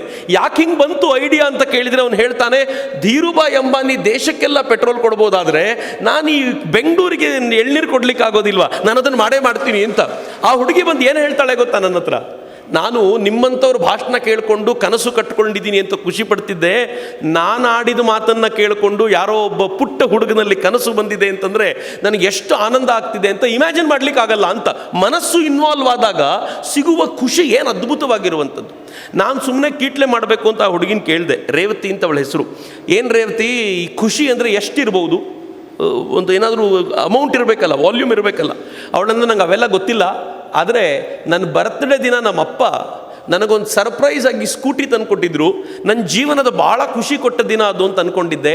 ಆದರೆ ಇವತ್ತಾಗ್ತಾ ಇರುವಂಥ ಖುಷಿ ಮುಂದೆ ಅದು ನಗಣ್ಯ ಅಂತ ಇವಾಗ ನನಗನ್ಸುತ್ತೆ ಅಂತ. ಮೆಟೀರಿಯಲಿಸ್ಟಿಕ್ ಆದ ಖುಷಿಗಿಂತಲೂ ಹೆಚ್ಚಿನ ಆನಂದ ಯಾವಾಗ ಸಿಗುತ್ತೆ ಅಂತಂದರೆ ಪ್ರತ್ಯಕ್ಷವಾಗಿ ಕಣ್ಣೀರನ್ನು ಒರೆಸುವಾಗ ಮಾತ್ರ ಅಂತ. ಕಳೆದ ವರ್ಷ ಕೆಲವೊಂದು ಅದ್ಭುತವಾದ ಅನುಭವ ನಾನು ನಿಮ್ಮ ಜೊತೆ ಹಂಚ್ಕೊಳ್ತೀನಿ. ಭಾಳ ವಿಭಿನ್ನವಾದ ಅನುಭವ. ಕರೋನಾ ಇತ್ತಲ್ಲ, ಎಲ್ರಿಗೂ ಧಾನ್ಯ ಎಲ್ಲ ಸಿಕ್ತಿತ್ತು. ಆದರೆ ಈ ಪ್ರೈವೇಟ್ ಸ್ಕೂಲ್ ಟೀಚರ್ಗಳನ್ನು ಹೇಳೋರಿರಲಿಲ್ಲ, ಕೇಳೋರಿರಲಿಲ್ಲ. ಅವರಿಗೆ ಬೇಕಾದ ಧಾನ್ಯವೂ ಇಲ್ಲ, ಅವರಿಗೆ ಬೇಕಾದ ವ್ಯವಸ್ಥೆಯೂ ಇಲ್ಲ. ಸರ್ಕಾರದ ದೃಷ್ಟಿಯಿಂದ ಸಂಬಳ ಬರುತ್ತೆ ಅಂತ ಆಚೆ ಇಟ್ಟಿದ್ದಾರೆ. ಸ್ಕೂಲುಗಳು ನಮ್ಮ ಸ್ಕೂಲ್ ನಡೀತಾ ಇಲ್ಲ ಅಂತ ಅವ್ರನ್ನ ಆಚೆಗಿಟ್ಟಿದ್ದಾವೆ. 1 ವರ್ಷ ಸ್ವೀಕಾರ ಮಾಡದೇ ಇದ್ದು. ಯಾವುದೋ ಒಬ್ಬ ಮೇಡಮ್ಮು, ನಾವು 12,000 ಜನರಿಗೆ ಕಿಟ್ ಕೊಡಬೇಕು ಅಂತ ನಿಶ್ಚಯ ಮಾಡಿದ್ವಿ. ಎಲ್ಲೆಲ್ಲಿಂದನೋ ಹರಿದು ಬಂತು. ನೀವು ಹಣಕ್ಕೆ ಯಾವತ್ತೂ ತಲೆನೇ ಕೆಡಿಸ್ಕೊಳ್ಬೇಡಿ, ಮನಸ್ಸಿದ್ರೆ. ನಮ್ಮ ಸ್ವಾಮೀಜಿಯೊಬ್ಬರು ಹೇಳೋರು, ಬೇಡುವ ನಾಲ್ಗೆಗೆ ನಿಯತ್ತಿದ್ರೆ ಕೊಡುವ ಕೈಗಳಿಗೆ ಬರ ಇಲ್ಲ ಅಂತ. ಏನು ಚಂದದ ಮಾತು. ನಂಗೆ ಅವ್ರು ಹೇಳ್ತಿದ್ರು, ನಾವು ಅನೇಕ ಕೆಲಸ ಮಾಡುವಾಗ ಅದರಲ್ಲಿ 0 ಬಜೆಟ್ನಲ್ಲಿ ಇರ್ತೀವಿ, ಎಲ್ಲಿಂದನೋ ಹಣ ಬರುತ್ತೆ, ಕೆಲಸ ಮಾಡ್ತೀವಿ ಅಂತ. ಭಗವಂತ ಅದಕ್ಕೆ ಯಾವತ್ತೂ ಮೋಸ ಮಾಡೋದಿಲ್ಲ. ಆದರೆ ನಮ್ಮ ಹತ್ರ ಎಷ್ಟು ನಿಯತ್ತಿದೆ ಅನ್ನೋದು ಮುಖ್ಯ ಅಷ್ಟೇ. ಹೇಗೋ ಬಂತು ಕೊಡಬೇಕಾದ್ರೆ ಒಬ್ಬ ಮೇಡಮ್ ಹೇಳ್ತಾರೆ, ಸರ್ ಇನ್ನು ಒಂದೇ ದಿನ ಕಳೆದೋಗಿದ್ರೆ ನಂಗೆ ನಾಳೆ ಏನು ಅಂತ ಗೊತ್ತಿರಲಿಲ್ಲ ಸರ್. ದೇವರು ಸರಿಯಾದ ಟೈಮಲ್ಲಿ ಹೆಂಗೆ ಕಳಿಸ್ದ ಅಂತ ನಮ್ಗೀಗ ಅರ್ಥ ಆಗುತ್ತೆ ಅಂತ ಒಬ್ಬ ಮೇಡಮ್ ಹೇಳೋದು. ನಾವು ಕಂಪಲ್ಸರಿ ಏನು ಮಾಡಿದ್ವಿ ಅಂದರೆ ಮನೆಗೆ ಹೋಗಿ ಕೊಡಬೇಕು, ನೋಡಬೇಕು ಅವ್ರ ಕಂಡೀಷನ್ನ ಅಂತ. ಒಬ್ಬ ಮೇಡಮ್ಮು ತನ್ನ ಮನೆಗೆ ಕರ್ಕೊಂಡು ಹೋಗುತ್ತೆ ನಮ್ಮೊಬ್ಬ ಕಾರ್ಯಕರ್ತನನ್ನು. ಆ ಕಾರ್ಯಕರ್ತ ಮನೆ ನೋಡಿದರೆ ಗಂಡನಿಗೆ ಕಾಲಿಲ್ಲ. ಹೆಂಡತಿ ಟೀಚರ್ ಆಗಿದ್ದವಳು ಕೆಲಸ ಇಲ್ಲದೆ ಹೋದಾಗ ಪೇಪರ್ನ ಮನೆಗೂ ಹಾಕಿ ತಿಂಗಳ ಕೊನೆಯಲ್ಲಿ ಬರುವಂಥ 300-400 ರೂಪಾಯಲ್ಲಿ 2 ಮಕ್ಕಳನ್ನು ಸಾಕುವಂಥ ಹೊಣೆ ಹೊತ್ಕೊಂಡಿದ್ದವಳಿಗೆ ಮುಂದಿನ 3 ತಿಂಗಳಿಗಾಗುವಷ್ಟು ಧಾನ್ಯ ಬಂದಾಗ ಎಂಥ ಖುಷಿ ಅಂತಂದರೆ, ಅವಳು ಅಳ್ತಾಳೋ ಬಿಡ್ತಾಳೋ. ಕಾರ್ಯಕರ್ತನೊಬ್ಬ ಫೋನ್ ಮಾಡಿ ಹೇಳ್ತಾನೆ, ನನ್ನ ಜೀವನದಲ್ಲಿ ಯಾರಿಗಾದರೂ ಇಷ್ಟು ಕಷ್ಟ ಇರ್ಬೋದು ಅಂತ ಅಂದ್ಕೊಂಡಿರಲಿಲ್ಲ, ನನ್ನ ಜೀವನ ಇವತ್ತು ಸಾರ್ಥಕ ಅನಿಸುತ್ತೆ ಅಂತ. ಏನು ಚೆನ್ನಾಗಿದೆ ನೋಡಿ. ಲೈಫಿನ ಎಕ್ಸ್ಪೀರಿಯನ್ಸ್ ಯಾವಾಗ ನಮ್ಗೆ ಅಗಾಧವಾಗಿ ಆಗೋದು ಅಂದರೆ, ಯಾವಾಗ ಸಮಾಜದೊಂದಿಗೆ ನೇರವಾಗಿ ಬೆರೀಲಿಕ್ಕೆ ಸಾಧ್ಯವಾಗುತ್ತೋ ಆಗ ಮಾತ್ರ ಆಗುವಂಥದ್ದು. ಇನ್ನು ಬೌದ್ಧಿಕವಾಗಿ ಕೆಲವರು ಕೆಲಸ ಮಾಡ್ತಾರೆ. ಅವ್ರು ಹೆಂಗೆ ಮಾಡ್ತಾರೆ ಅಂತಂದರೆ, ಮನಸ್ಸನ್ನೂ ಇನ್ವಾಲ್ವ್ ಮಾಡ್ತಾರೆ, ದೇಹದ ಮೂಲಕ ತಮ್ಮ ಹಣವನ್ನು ಇನ್ವಾಲ್ವ್ ಮಾಡ್ತಾರೆ ಮತ್ತು ಯಾರಿಗೆ ಕೊಟ್ಟರೆ ಅದು ಸರಿಯಾಗಿ ಯುಟಿಲೈಸ್ ಆಗುತ್ತೆ ಅನ್ನೋದನ್ನು ಯೋಚನೆ ಮಾಡಿ ಕೊಡ್ತಾರೆ. ಇನ್ನು ಕೆಲವರು ಯೋಚನೆ ಮಾಡಲಿಕ್ಕೆ ಹೋಗಲ್ಲ, ಬಂತು ಕೊಡಬೇಕು ಮುಗಿಸ್ಬೇಕು ಅಂತ ಯೋಚನೆ ಮಾಡಿ ಕೊಡ್ತಾರೆ. ಅದು ಸಮಾಜವನ್ನು ಬಲವಾಗಿ ಕಟ್ತಾ ಹೋಗುತ್ತೆ. ಈಗ ನೀವು ವೀರೇಂದ್ರ ಹೆಗಡೆ ಅವ್ರ ಹತ್ರ 1,000 ರೂಪಾಯಿ ಕೊಟ್ಟರೆ ಅದು ಎಲ್ಲೆಲ್ಲೋ ಹೋಗಲ್ಲ, ಸಮರ್ಥರ ಕೈಗೆ ಹೋಗುತ್ತೆ. ಆ 1,000 ರೂಪಾಯಿ ಅವನ ಬಳಿ 10,000 ಆಗಿ 100 ಜನರಿಗೆ ಸಿಗುವಂತೆ ನೋಡ್ಕೊಳ್ತಾರಲ್ಲ, ಅವರು ಬುದ್ಧಿಯನ್ನು ಉಪಯೋಗಿಸ್ತಾರೆ ಅಂತ, ಮನಸ್ಸನ್ನು ಉಪಯೋಗಿಸ್ತಾರೆ. ದೇಹವಂತೂ ಬಳಕೆಯಾಗಿತ್ತು, ಬುದ್ಧಿಯ ಬಳಕೆಯೂ ಆಗತ್ತೆ ಅಂತ. ಅದು ಸಮಾಜವನ್ನು ಸುದೀರ್ಘ ಕಾಲ ಕಟ್ಟಲಿಕ್ಕೆ ಸಾಧ್ಯ ಆಗುತ್ತೆ. ಹೀಗಾಗಿ ನಾನು ಕೇಳ್ಕೊಳ್ಳೋದು, ಜೈನಸ್ ಮಿಲನ್ನ ಮೂಲಕ ನೀವೇನು ಸೇವಾ ಆಕ್ಟಿವಿಟೀಸ್ ಮಾಡ್ತಿದ್ದೀರಾ, ಈ ಸೇವಾ ಆಕ್ಟಿವಿಟೀಸ್ನಲ್ಲಿ ಬೌದ್ಧಿಕತೆಯನ್ನು ಜೋಡಿಸ್ಕೊಳ್ಳಿ. ನಿಮ್ಗೆ ಆವಾಗ ಗೊತ್ತಾಗುತ್ತೆ ನಾವು ಮಾಡ್ತಿರೋ ಕೆಲಸ ಬರೀ ಕೆಲಸ ಅಲ್ಲ, ಯಾರೋ ಒಬ್ಬನಿಗೆ ಉದ್ಯೋಗ ಕೊಡೋದೋ ಯಾರೋ ಒಬ್ಬನಿಗೆ ಊಟ ಕೊಡೋದೋ ಅಲ್ಲ, ಅವನಿಗೆ ಅದನ್ನು ಕೊಡೋ ಮೂಲಕ ಅವನ ಜೀವನವನ್ನು ಸುಧಾರಿಸೋದಲ್ಲದೆ ನಾನು ಮೋಕ್ಷಕ್ಕೆ ಹತ್ತಿರವಾಗುವುದು ಅಂತ ಅರ್ಥ. ಸೇವೆಯ ಮೂಲಕ ಮೋಕ್ಷ. ಎಲ್ಲರೂ ಸನ್ಯಾಸಿಗಳಾಗಲಿಕ್ಕಾಗಲ್ಲ, ಎಲ್ಲರೂ ಪೂರ್ಣ ತ್ಯಾಗ ಮಾಡಲಿಕ್ಕಾಗಲ್ಲ. ನಾನು ನೀವು ಸಂಸಾರದಲ್ಲೇ ಇರುವಂಥವರು, ಈ ಸಂಸಾರದ ಎಲ್ಲ ಜಂಜಡಗಳನ್ನು ಅನುಭವಿಸ್ತಾನೆ ಇರುವಂಥವರು. ಹಾಗಂತ ನಮಗೆ ಭಗವಂತ ಇಲ್ವೇನು? 100% ಇದ್ದಾನೆ. ಹೆಂಗಿದ್ದಾನೆ? ಭಗವಂತನ ಮಕ್ಕಳನ್ನು ಪ್ರೀತಿಸುವವರಿಗೋಸ್ಕರ ಅವನಿದ್ದಾನೆ. ಅವನು ಯಾರು ಭಗವಂತನ ಮಕ್ಕಳನ್ನು ಶ್ರದ್ಧೆಯಿಂದ ಪ್ರೀತಿಸ್ತಾರೋ ಅವರನ್ನು ತಮ್ಮ ಹತ್ರ ಸೆಳ್ಕೊಳ್ತಾನೆ ಅನ್ನೋದೇ. ಆದರೆ ಈ ಸೇವೆಯಲ್ಲಿ ಈ ಮೂರನ್ನೂ ಜೋಡಿಸೋದ್ರಿಂದ ಎಂಥ ಅದ್ಭುತವಾದ ಲಾಭ ಆಗುತ್ತೆ ಅಂತಂದರೆ ನಮಗೇ ಗೊತ್ತಿಲ್ಲದಂತೆ ನಾವಲ್ಲಿಗೆ ಹೋಗಿ ನಿಲ್ತೀವಿ. ಕೃಷ್ಣ ಭಗವದ್ಗೀತೆಯಲ್ಲಿ ಹೇಳ್ತಾನಲ್ಲ, ನಿಷ್ಕಾಮ ಕರ್ಮದ ಕಲ್ಪನೆ ಹುಟ್ಟೋದು ಹಿಂಗೆ, ನನ್ನದೇನೂ ಇಲ್ಲ, ಎಲ್ಲ ನೀನು ಕೊಟ್ಟಿದ್ದು ನಾನು ಅವ್ರಿಗೆ ಕೊಡ್ತೀನಿ ಅಂತ. ಸ್ವಾಮಿ ವಿವೇಕಾನಂದರದ್ದು ಒಂದು ಸುಂದರವಾದ ಘಟನೆ ಇದೆ, ನೀವೆಲ್ಲರೂ ಕೇಳಲೇಬೇಕು. ವಿವೇಕಾನಂದರು ವಿದೇಶದಲ್ಲಿ ಒಂದಿನ ಒಂದು ಪುಸ್ತಕ ಓದ್ತಾ ಕೂತಿರ್ತಾರೆ. ಪಿಕ್ವಿಕ್ ಪೇಪರ್ಸ್ ಅಂತ ಪುಸ್ತಕದ ಹೆಸರು, ಕಾದಂಬರಿ, ಅದು ಹಾಸ್ಯಮಯ ಕಾದಂಬರಿ. ವಿವೇಕಾನಂದರು ಸೀರಿಯಸ್ ಆಗಿ ಅದನ್ನು ಓದ್ತಾ ಇದ್ರು. ಅಲ್ಲಿನ ಒಬ್ಬ ಸಿರಿವಂತ ರಾಕ್ ಫೆಲ್ಲರ್ ಅಂತ ಅವನ ಹೆಸರು. ಅವನು ವಿವೇಕಾನಂದರನ್ನು ನೋಡಬೇಕು ಅಂತ ಎಲ್ಲರೂ ಹೇಳಿದ್ದರಿಂದ ಬಾಗಿಲನ್ನು ಒದ್ದುಕೊಂಡು ಬಂದ. ಶ್ರೀಮಂತರಿಗಿರ್ಬೋದಾದ ಎಲ್ಲ ದಿಮಾಕಿತ್ತು ಅವನಿಗೆ. ಒದ್ದುಕೊಂಡು ಒಳಗೆ ಬಂದರೆ ವಿವೇಕಾನಂದರು ಪುಸ್ತಕ ಓದ್ತಾ ಇದ್ದವ್ರು ಪಕ್ಕಕ್ಕೂ ನೋಡಲಿಲ್ಲ, ಯಾಕೆಂದರೆ ಪುಸ್ತಕದಲ್ಲಿ ಮುಳುಗೋಗಿದ್ರು. ಇವನಿಗೆ ಸ್ವಲ್ಪ ಟೆನ್ಷನ್ ಆಯಿತು, ನಾಟಕ ಮಾಡ್ತಿದ್ದಾನೆ ಈ ಸನ್ಯಾಸಿ ಅಂತ. ಆದರೂ ಸ್ವಲ್ಪ ಹೊತ್ತು ವೆಯ್ಟ್ ಮಾಡ್ದ. ವಿವೇಕಾನಂದರು ಪುಸ್ತಕ ಮುಗಿಸಿ ಎದುರುಗಡೆ ಇಟ್ಟ ತಕ್ಷಣ ಅವ್ನು ನೋಡ್ದ, ನಿಜವಾಗ್ಲೂ ಪುಸ್ತಕ ಓದ್ತಿದ್ರಾ? ಸ್ವಾಮೀಜಿ ಅಂದರು, ಹೌದು. ಈ ಪುಸ್ತಕದಲ್ಲಿ ಏನು ಕೇಳಬೇಕೋ ಕೇಳಿ, ನಾನು ಉತ್ತರ ಕೊಡ್ತೀನಿ ಅಂತ. ಸ್ವಾಮೀಜಿ ಪುಟಗಳನ್ನು ಹಾಗಾಗ ಉದ್ಧರಿಸ್ತಿದ್ರು ಅಂತ ಹೇಳ್ತಾರೆ. ಆಮೇಲೆ ರಾಕ್ ಫೆಲ್ಲರ್ ಏನು ಮಾಡ್ತಾನೆ, ನೀವು ನನ್ನನ್ನು ತುಂಬ ಅವಹೇಳನ ಮಾಡಿದ್ರಿ, ನಾನು ಒಳಗೆ ಬಂದಾಗ ನೀವು ನನ್ನ ನೋಡಲಿಲ್ಲ, ನಾನು ಯಾರು ಅಂತ ನಿಮಗೆ ಗೊತ್ತಿಲ್ಲ ಅಂತ ತನ್ನ ಸಿರಿವಂತಿಕೆಯ ಅವನು ಪೇಪರ್ನ ಪ್ರೆಸೆಂಟ್ ಮಾಡ್ತಾನೆ. ಅದರಲ್ಲಿ ಅವನು ಎಷ್ಟು ದುಡಿತಾನೆ, ಎಷ್ಟು ಖರ್ಚು ಮಾಡ್ತಾನೆ ಎಲ್ಲ ಇತ್ತು. ವಿವೇಕಾನಂದ ನೋಡಿದರು, ಇದರಿಂದ ನಂಗೆ ನಯಾ ಪೈಸೆ ಲಾಭ ಇಲ್ಲ ಅಂದರು. ಸಿರಿವಂತ, ನಯಾ ಪೈಸೆ ಲಾಭ ಇಲ್ಲ ಅಂತ ಇವರಂದರು. ಅವನು ಕೇಳಿದ ಯಾಕೆ ಅಂತ ಕೇಳಿದ್ರೆ ಸ್ವಾಮೀಜಿ ಏನಂದ್ರು ಗೊತ್ತಾ, ಈ ಎಷ್ಟು ದುಡಿತೀಯ ಎಷ್ಟು ಖರ್ಚು ಮಾಡ್ತೀಯ ಇದೆ, ಚಾರಿಟಿಗೆ ಎಷ್ಟು ಕೊಡ್ತೀಯ ಅಂತ ಬರದೇ ಇಲ್ವಲ್ಲ, ಇದನ್ನು ತೊಗೊಂಡು ನನಗೇನಾಗಬೇಕಾಗಿದೆ, ನಿನ್ನ ಹತ್ರ ಇರುತ್ತೆ ಇಟ್ಕೊ, ನನಗೇನಾಗಬೇಕಾಗಿಲ್ಲ ಅಂದರು. ಅವನಿಗೆ ಭಾಳ ಕೋಪ ಬಂತು, ಭಾಳ ಬೇಜಾರು ಬಂತು, ವಾಪಸ್ ಹೋದ. ಅದಾದ 1 ವಾರದ ನಂತರ ಪೇಪರಲ್ಲಿ ಒಂದು ದೊಡ್ಡ ಸುದ್ದಿ ಬಂದಿತ್ತು, ರಾಕ್ ಫೆಲ್ಲರ್ ತನ್ನ ಜೀವಮಾನದ ಅತಿ ದೊಡ್ಡ ನಿಧಿಯೊಂದನ್ನು ಸಮಾಜದ ಸೇವೆಗೆ ಅಂತ ಮೀಸಲಾಗಿಟ್ಟಿದ್ದಾನೆ ಅಂತ ಪೇಪರಲ್ಲಿ ಬಂತು. ಅದನ್ನು ತೊಗೊಂಡು ಬಂದ, ಪೇಪರ್ನ ಎಸ್ದ ಸ್ವಾಮೀಜಿ ಎದುರುಗಡೆ, ನೋಡಿ ಅಂತ. ಸ್ವಾಮೀಜಿ ಅದನ್ನು ನೋಡಿದರು. ಅವನು ಹೇಳ್ದ, now you have to thank me ಅಂತಂದ. ನಾನು ಕೊಟ್ಟಿದ್ದೇನಲ್ಲ ದುಡ್ಡು, ಥ್ಯಾಂಕ್ಸ್ ಹೇಳಿ ಅಂತ.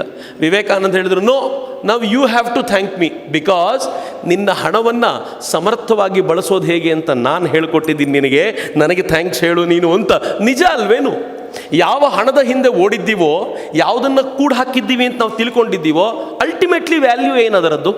500 ರೂಪಾಯಿ 1000 ರೂಪಾಯಿ ನೋಟನ್ನು ಕೂಡಿಟ್ವಿ, ಬ್ಯಾಂಕ್ಗೂ ಇಡಲಿಲ್ಲ, ನಾವು ಅದನ್ನು ಖರ್ಚು ಮಾಡಲಿಲ್ಲ, ಅದನ್ನು ಯಾರಿಗೂ ದಾನನೂ ಮಾಡಲಿಲ್ಲ, ಕೂಡಿಟ್ವಿ. ಒನ್ ಡೇ ಈ ದೇಶದ ಪ್ರಧಾನಮಂತ್ರಿ ಬಂದರು, ರಾತ್ರಿ 8 ಗಂಟೆಗೆ ಹೇಳಿದರು, 500-1000 ರೂಪಾಯಿ ನೋಟಿಗೆ ವ್ಯಾಲ್ಯೂ ಇಲ್ಲ, ನಾಳೆಯಿಂದ ಅದಕ್ಕೆ ಬೆಲೆ ಇಲ್ಲ ಅಂದ ತಕ್ಷಣ ನಾನು ಭಾಳ ಖುಷಿಪಟ್ಟೆ. ಯಾಕೆಂದರೆ ನನ್ನ ಹತ್ರ ಇರಲಿಲ್ಲ. ಐ ವಾಸ್ ವೆರಿ ಹ್ಯಾಪಿ, ಭಾಳ ಒಳ್ಳೇದಾಯಿತು ಅಂತ. ನಾನು ಊರೂರು ಭಾಷಣ ಮಾಡ್ಕೊಂಡು ತಿರುಗಾಡಿದ್ದೀನಿ, ಒಳ್ಳೆ ಕೆಲಸ ಮಾಡಿದ್ರು ಮೋದಿ ಅಂತ. ಯಾರ್ಯಾರು ಇಟ್ಕೊಂಡಿದ್ರೋ ನನ್ನ ಫೋಟೋ ಇಟ್ಕೊಂಡು ಎಷ್ಟು ಬೈಕೊಂಡಿದ್ದಾರೆ ಅಂದರೆ, ಹಾಳಾದವನು, ನಾನು ಬೇಜಾರಲ್ಲಿದ್ದರೆ ಖುಷಿ ಪಡ್ತಾನೆ ನೋಡು ಅಂತ. ಕೂಡಿಟ್ಟಿದ್ದವ್ರು ನೀವಲ್ಲ. ನೀವು ಕೂಡಿಟ್ಟಿದ್ದನ್ನು ದಾನ ಮಾಡಿದ್ದಿದ್ರೆ ಒಬ್ಬ ಪ್ರಧಾನಿಯ ಭಾಷಣಕ್ಕೆ ಕಣ್ಣೀರಿಡಬೇಕಾದಂಥ ಅಗತ್ಯ ಇರಲಿಲ್ಲ. ಆದರೆ ಕೂಡಿಡುವ ಪ್ರಮೇಯ ಬಂದಿದ್ದರಿಂದಲೇ ಸಮಸ್ಯೆ ಆಗಿದ್ದು ತಾನೆ. ಇದನ್ನು ಮೀರಿ ನಿಲ್ಲುವಂಥ ಪ್ರಕ್ರಿಯೆ ಇದೆಯಲ್ಲ, ಸೇವಾ ಮಾರ್ಗ ಅವಕಾಶ ಮಾಡಿಕೊಡುತ್ತೆ. ಮಿತ್ರರೇ, ಸೇವಾ ಮಾರ್ಗ ಎಂಥ ಅದ್ಭುತವಾದ ಪರಿಕಲ್ಪನೆಯನ್ನು ಕಟ್ಕೊಡುತ್ತೆ ಅಂತಂದರೆ, ಇಷ್ಟು ಮಾಡ್ತಾ ಒಂದು ಹೆಜ್ಜೆ ಮುಂದೆ ಹೋದರೆ ಆತ್ಮಸ್ವರೂಪವನ್ನು ಗಳಿಸ್ಕೊಳ್ಳೋದು ಸಾಧ್ಯ ಆಗತ್ತೆ. ನಾನು ಸುಂದರವಾದ ಕಥೆಯನ್ನು ಕೇಳ್ತಿದ್ದೆ, ಭಾಳ ಹಿಂದೆ ಓದಿದ ಕತೆ. ಅಸಂಗ ಅಂತ ಒಬ್ಬ ಭಾಳ ಸುಂದರವಾಗಿ ಅವನ ಬದುಕನ್ನು ರೂಪಿಸಿಕೊಡ್ತಾರೆ ಆ ಕಥೆಯಲ್ಲಿ. ಅವನು ಒಂದು ದೊಡ್ಡ ಗುಹೆಯೊಳಗೆ ತಪಸ್ಸು ಮಾಡ್ತಿದ್ದ, ಕಠಿಣ ತಪಸ್ಸು ಮಾಡಿದ. ಆ ತಪಸ್ಸು ಹೆಂಗೆ ಮಾಡಿದ ಅಂತಂದರೆ, ದೇವರು ಪ್ರತ್ಯಕ್ಷ ಆಗಲೇಬೇಕು ಅಂತ. ಪ್ರತ್ಯಕ್ಷ ಆಗಲಿಲ್ಲ, 1 ವರ್ಷ ಎದ್ದು ಬಂದ, ದೇವರೇ ಸಹವಾಸ ಬೇಡ ಅಂತ. ಅವನು ಗುಹೆಯಿಂದ ಹೊರಗೆ ಬಂದ ತಕ್ಷಣ ತಿರುಗಿ ನೋಡಿದರೆ ಅವನು ಕೂತಿರೋ ಗುಹೆ ಮೇಲೆ ಪಕ್ಷಿಗಳು ಬಂದು ಬಡಿತಾ ಇದ್ದವು ಪ್ರತಿದಿನ. ಅವು ಬಡದೆ ಆ ಗುಹೆ ಮೇಲೆ ಮಾರ್ಕ್ ಆಗಿತ್ತು, ಪಕ್ಷಿಗಳ ರೆಕ್ಕೆಯ ಮಾರ್ಕ್ ಆಗಿತ್ತು. ಅವನು ಅಂದ್ಕೊಂಡ, ಹೇ ಭಗವಾನ್, ಈ ಕೈಲಾಗದ ಪಕ್ಷಿಗಳು ಬಡಿದು ಬಂಡೆಯ ಮೇಲೆ ಮಾರ್ಕ್ ಮಾಡಬಹುದಾದರೆ ನಾನೇನು ಭಗವಂತನ ನೋಡ್ಲಿಕ್ಕಾಗಲ್ವಾ? ಈಗ ವಾಪಸ್ ಹೋಗ್ತೀನಿ ಅಂತ ಮತ್ತೆ ತಪಸ್ಸಿಗೋದ. ಮತ್ತೊಂದು ವರ್ಷ ಕಠಿಣ ತಪಸ್ಸು, ನೀರು ಅನ್ನ ಏನಿಲ್ಲ, ಮತ್ತೆ ಕಠಿಣ ತಪಸ್ಸು ಮಾಡ್ದ, ಭಗವಂತ ಬರಲಿಲ್ಲ. ಈಗ ಅವನಿಗನ್ನಿಸ್ತು, ಇನ್ನು ಖಂಡಿತವಾಗಿಯೂ ಭಗವಂತ ಬೇಡ ಅಂತ ವಾಪಸ್ ಬಂದ. ಸುಮ್ಮನೆ ನೋಡೋಣ ಅಂತ ಈ ಹಕ್ಕಿಗಳು ಏನು ಮಾಡಿವೆ ಅಂತ ನೋಡಿದರೆ, ಎಲ್ಲಿ ಹಕ್ಕಿಗಳು ರೆಕ್ಕೆ ಬಡಿತಿದ್ವೋ ಅಲ್ಲಿ ಹೋಲಾಗಿ ಬಂಡೆ ಒಳಗಿಂದ ನೀರು ಚಿಮ್ತಿತ್ತು. ಅವನಿಗನ್ನಿಸ್ತು, ಅರೇ ದೇವ, ಬಂಡೆಯಿಂದ ನೀರನ್ನು ತೆಗೆಯೋ ಸಾಮರ್ಥ್ಯ ಹಕ್ಕಿಯ ರೆಕ್ಕೆಗಿದೆ ಅಂತಾದರೆ ನನಗೆ ದೇವರನ್ನು ಕಾಣುವ ಸಾಮರ್ಥ್ಯ ಇಲ್ವಾ? ವಾಪಸ್ ಹೋಗ್ತೀನಿ ಅಂತ ಹೋದ. ಮತ್ತೊಂದು ವರ್ಷ ನೀರು ಇಲ್ಲ, ಊಟನೂ ಇಲ್ಲ, ಏನೂ ಇಲ್ಲ. ದೇವರು ಮತ್ತೆ ಪ್ರತ್ಯಕ್ಷ ಆಗಲಿಲ್ಲ. ಇವನು ವಾಪಸ್ ಬಂದ, ಇನ್ನು ನೋಡೋದಿಲ್ಲ, ತಿರುಗಿ ಹಕ್ಕಿಗಳನ್ನೂ ನೋಡಲ್ಲ, ನನಗೆ ಭಗವಂತನ ಸಹವಾಸವೂ ಬೇಡ ಅಂತ ಹೊರಟೇ ಬಿಟ್ಟ ಅಲ್ಲಿಂದ. ಊರಿಗೆ ಎಂಟ್ರೆನ್ಸಿಗೆ ಬರಬೇಕಾದ್ರೆ ಒಂದು ನಾಯಿ ನಿಂತಿತ್ತು. ಆ ನಾಯಿಗೆ ಗಾಯ ಆಗಿ ಹುಳ ತೇಲಾಡ್ತಿತ್ತು ನಾಯಿ ಗಾಯದೊಳಗೆ. ಆ ಹುಳವನ್ನು ನಾವು ನೋಡ್ದ, ಭಾಳ ಬೇಜಾರು ಅನ್ನಿಸ್ತು. ನಾಯಿನ ಹುಳುಗಳು ತಿಂದು ಹಾಕ್ಬಿಡ್ತಾವಲ್ಲ, ಏನಾದರೂ ಮಾಡಬೇಕಲ್ಲ ಈ ನಾಯಿಗೆ. ಆ ಹುಳನ ತೆಗೆದಿತ್ತೀನಿ ಅಂತ ಹೋದೋನು ಅಂದ್ಕೊಂಡ, ಏನು ಪರಮ ಚಿಂತನೆ ಒಂದಿರಬೇಕು, ಈ ಹುಳುಗಳನ್ನು ನಾನು ತೆಗಿತೀನಿ ನಿಜ, ಆದರೆ ಹುಳುಗಳಿಗೆ ಆಹಾರ ಏನು? ಅವು ಸತ್ತೋಗ್ತವಲ್ಲ. ನಾಯಿನ ಉಳಿಸ್ಲಿಕ್ಕೆ ಹೋಗಿ ಹುಳನ ಸಾಯಿಸ್ತೀನಲ್ಲ ನಾನು ಅಂತ ಅಂದ್ಕೊಂಡ, ಹೋಗಲಿ, ನನ್ನ ಮೈ ಮೇಲೆ ಹುಳ ಬಿಟ್ಕೊಳ್ತೀನಿ, ನನ್ನ ಮಾಂಸ ಹುಳ ತಿನ್ನಲಿ, ಅದು ಬದುಕಲಿ ಅಂತ. ಕಡ್ಡಿ ತೊಗೊಂಬಂದ, ಕಡ್ಡಿಯಿಂದ ಹುಳ ತೆಗಿಲಿಕ್ಕೆ ಹೋದ. ಅವನಿಗೆ ಒಳಗಿನ ಪ್ರಜ್ಞೆ ಜಾಗೃತವಾಯಿತು. ಛೇ, ನಾನು ಈ ಕಡ್ಡಿಯಿಂದ ಹುಳ ತೆಗೆಯುವಾಗ ಇದು ತಾಕಿ ಅದು ಸತ್ತರೆ ಹಂಗಾಗಬಾರ್ದಲ್ಲ ಅಂತ ಅವನೇನು ಮಾಡಿದ, ಇದರಿಂದಲೂ ತೆಗಿಬಾರ್ದು ಅಂತ ಕಡ್ಡಿ ಬಿಸಾಕಿದ. ನನ್ನ ದೇಹದಲ್ಲಿ ನಾಲಿಗೆ ಇದೆ, ಅದು ಮೃದುವಾಗಿ ತೆಗೆಯುತ್ತೆ, ನಾಲಿಗೆಯಿಂದ ಹುಳವನ್ನು ತೆಗಿತೀನಿ ಅಂತ ಆ ಹುಳಗಳನ್ನು ಕಣ್ಮುಚ್ಚಿ ಹೋಗಿ ನಿಂತ್ಕೊಂಡು ನಾಲಿಗೆಯನ್ನು ಚಾಚಿ ಹುಳನ ತೆಗಿಲಿಕ್ಕೆ ಶುರು ಮಾಡಿದ. ಹುಡುಕ್ತಾನೆ, ಹುಳ ಸಿಕ್ತಿಲ್ಲ. ಎಲ್ಲಿ ಹೋಯ್ತು ಹುಳ ಸಿಗ್ತಾ ಇಲ್ಲ, ನಾಯಿ ಸಿಗ್ತಾ ಇಲ್ವಲ್ಲ ಅಂತ ಕಣ್ಣು ತೆಗೆದು ನೋಡ್ತಾನೆ, ನಾಯಿ ಎಲ್ಲಿ ಅಂತ. ಯಾವ ಭಗವಂತನಿಗಾಗಿ ತಪಸ್ಸು ಮಾಡಿದ್ನೋ ಅವನೇ ಬಂದು ಕೂತಿದ್ದ ಅಲ್ಲಿ. ಇವನು ಕೇಳ್ದ, ಎಲ್ಲ ಭಗವಂತ, 3-4 ವರ್ಷ ಊಟ ತಿಂಡಿ ಇಲ್ಲದೆ ತಪಸ್ಸು ಮಾಡಿದೆ, ಆಗ ನೀನು ಬರಲಿಲ್ಲ ಪುಣ್ಯಾತ್ಮ. ಈಗ ಈ ನಾಯಿ ನೋಡ್ಕೋಬೇಕು ಅಂದಾಗ ಬಂದಿಯಲ್ಲ ಅಂದಾಗ ಏನಂದ ಗೊತ್ತಾ ಅವನು?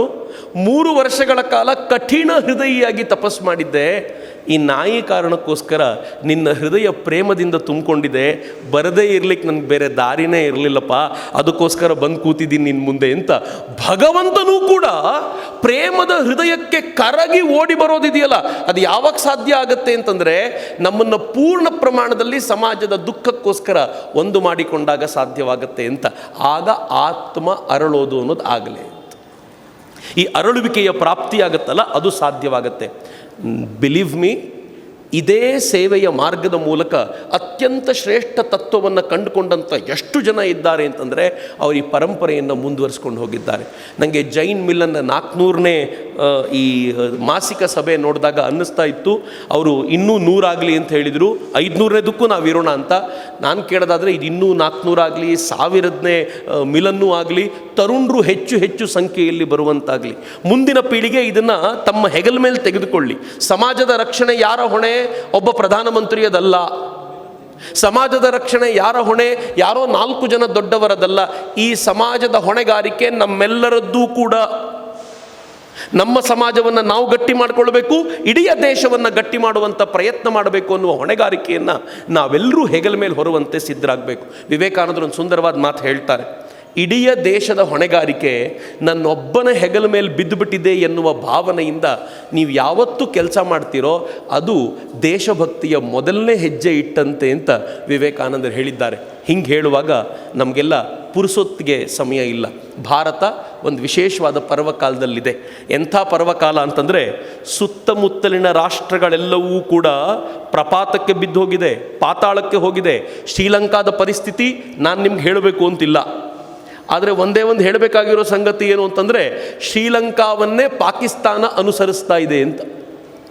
ಪಾಕಿಸ್ತಾನದ ಒಟ್ಟು ಸಾಲ $90 ಬಿಲಿಯನ್, $90 ಬಿಲಿಯನ್. ಅವ್ರ ಹತ್ರ ಇರುವಂಥ ವಿದೇಶಿ ವಿನಿಮಯ ಎಷ್ಟು ಅಂತಂದರೆ $20 ಮಿಲಿಯನ್. ಸಾಲ $90 ಬಿಲಿಯನ್, ವಿದೇಶಿ ವಿನಿಮಯ $20 ಮಿಲಿಯನ್. ಅದು ಯಾವಾಗವರೆಗೂ ಸಾಕು ಅಂದರೆ ಇನ್ನು 2 ತಿಂಗಳಿಗೆ ಸಾಕು. ಇನ್ನು 2 ತಿಂಗಳು ಕಳೆದ ಮೇಲೆ ತಾನು ಸಾಲ ತೆಗೆದುಕೊಳ್ಳಿಕ್ಕೂ ಅದಕ್ಕೆ ತಾಕತ್ತಿಲ್ಲದೆ ಇರುವಂಥ ಕೆಟ್ಟ ಸ್ಥಿತಿಗೆ ತಲುಪುತ್ತೆ. IMF ಹತ್ರ ಅಲ್ಲಿ ನಮ್ಮ ಪ್ರಧಾನಮಂತ್ರಿ ಹೋಗಿದ್ದಾರೆ, ನಮ್ಗೆ ಬೇಲ್ಔಟ್ ಮಾಡಿ ಅಂತ. IMF has rejected, flatly rejected. ಅವ್ರು ಯಾರನ್ನ ಆಲ್ ವೆದರ್ ಫ್ರೆಂಡ್ ಅಂತ ಕರಿತಿದ್ರು ಆ ಚೈನಾ ಸಪೋರ್ಟಿಗೂ ಬರ್ತಿಲ್ಲ. ಒಳಗಡೆ ದಂಗೆಗಳು ಶುರುವಾಗೋಗಿವೆ. ಒಂದು ಕಡೆ ಶ್ರೀಲಂಕಾ ಹಂಗಿದೆ, ಒಂದು ಕಡೆ ಪಾಕಿಸ್ತಾನ ಹಂಗಾಗ್ತಿದೆ. ಮೇಲಕ್ಕೆ ಚೈನಾದ ಪರಿಸ್ಥಿತಿ ಹೆಂಗೆ ಅಂತಂದರೆ ಅವರ ಪ್ರಧಾನಿ ಮತ್ತು ರಾಷ್ಟ್ರಾಧ್ಯಕ್ಷರು ಕಿತ್ತಾಡ್ಲಿಕ್ಕೆ ಶುರು ಮಾಡಿಬಿಟ್ಟಿದ್ದಾರೆ. ಅವರ ಎಕಾನಮಿ ಆಲ್ ಟೈಮ್ ವೀಕ್ನೆಸ್ಸಿಗೆ ಹೋಗಿದೆ. ನಮ್ಮ ಪಕ್ಕದ ನೇಪಾಳ ಒದ್ದಾಡ್ತಾ ಇದೆ, ನಮ್ಮ ಪಕ್ಕದಲ್ಲಿರುವಂಥ ಮಯನ್ಮಾರ್, ಭೂತಾನಗಳು ಒದ್ದಾಡ್ತಿವೆ. ಆದರೆ ಇವೆಲ್ಲವುಗಳ ನಡುವೆ, ಎಲ್ಲದರ ನಡುವೆ ಸ್ಟ್ರಾಂಗ್ ಆಗಿ ನಿಂತಿರುವ ರಾಷ್ಟ್ರ ನನ್ನದ್ದಾಗಿದೆ ಮಾತ್ರ ಅನ್ನೋದು ನಂಗೆ ಭಾಳ ಹೆಮ್ಮೆ. ಪಕ್ಕದ ಪಾಕಿಸ್ತಾನ ನಿನ್ನೆ $30 ಪೆಟ್ರೋಲ್ ಜಾಸ್ತಿ ಮಾಡಿದೆ. ನನ್ನ ದೇಶ ಪೆಟ್ರೋಲ್ ಮೇಲೆ ಟ್ಯಾಕ್ಸ್ ಕಡಿಮೆ ಮಾಡಿ $11 ಕಡಿಮೆ ಆಗಿದೆ.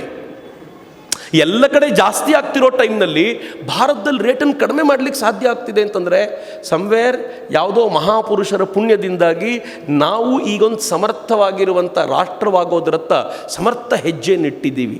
ನಾವಿಲ್ಲದೆ ಹೋದರೆ ಇವತ್ತು ಜಗತ್ತು ತನ್ನ ಚಿಂತನೆಯನ್ನು ಮಾಡಿಕೊಳ್ಳಿಕ್ಕಾಗದೇ ಇರುವಷ್ಟು ಪ್ರಮುಖ ಸ್ಥಾನದಲ್ಲಿ ಭಾರತ ಇದೆ ಅಂತಂದರೆ ಈ ಕಾಲಘಟ್ಟವನ್ನು ಬಿಟ್ಟು ಕೊಡುವಂತಿಲ್ಲ ಅಂತ.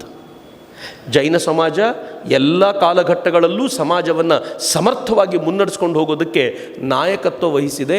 ಈಗಲೂ ಕೂಡ ಹೆಗಲ ಮೇಲೆ ಆ ಜವಾಬ್ದಾರಿ ಇದೆ ಅನ್ನೋದನ್ನು ಮರಿಬೇಡಿ ಅಂತ. ಒಂದು ದೊಡ್ಡ ಸಮಸ್ಯೆ ಯಾವಾಗಲೂ ಏನಾಗುತ್ತೆ ಅಂತಂದರೆ, ದಡ ಕಂಡ ತಕ್ಷಣ ದೋಣಿಗೆ ಹುಟ್ಟು ಹಾಕುವಂಥವ್ರು ದಡ ಕಾಣಿಸ್ತಲ್ಲ ಅಂತ ರೆಸ್ಟ್ ತಗೋತಾರೆ. ದೋಣಿ ನಿಂತು ಬಿಡುತ್ತೆ. ಅಲ್ಲಿಂದ ಅಲೆ ಬಡಿದು ವಾಪಸ್ ಬರುತ್ತಲ್ಲ, ಅದು ವಾಪಸ್ ಎಳ್ಕೊಂಡು ಹೋಗ್ಬಿಡುತ್ತೆ ದೋಣಿಯನ್ನು. ಗೊತ್ತೇ ಆಗಿರಲ್ಲ ನಮಗೆ. ಅನೇಕ ಬಾರಿ ನಮ್ಗೆ ಹಿಂಗೆ ಆಗಿದೆ.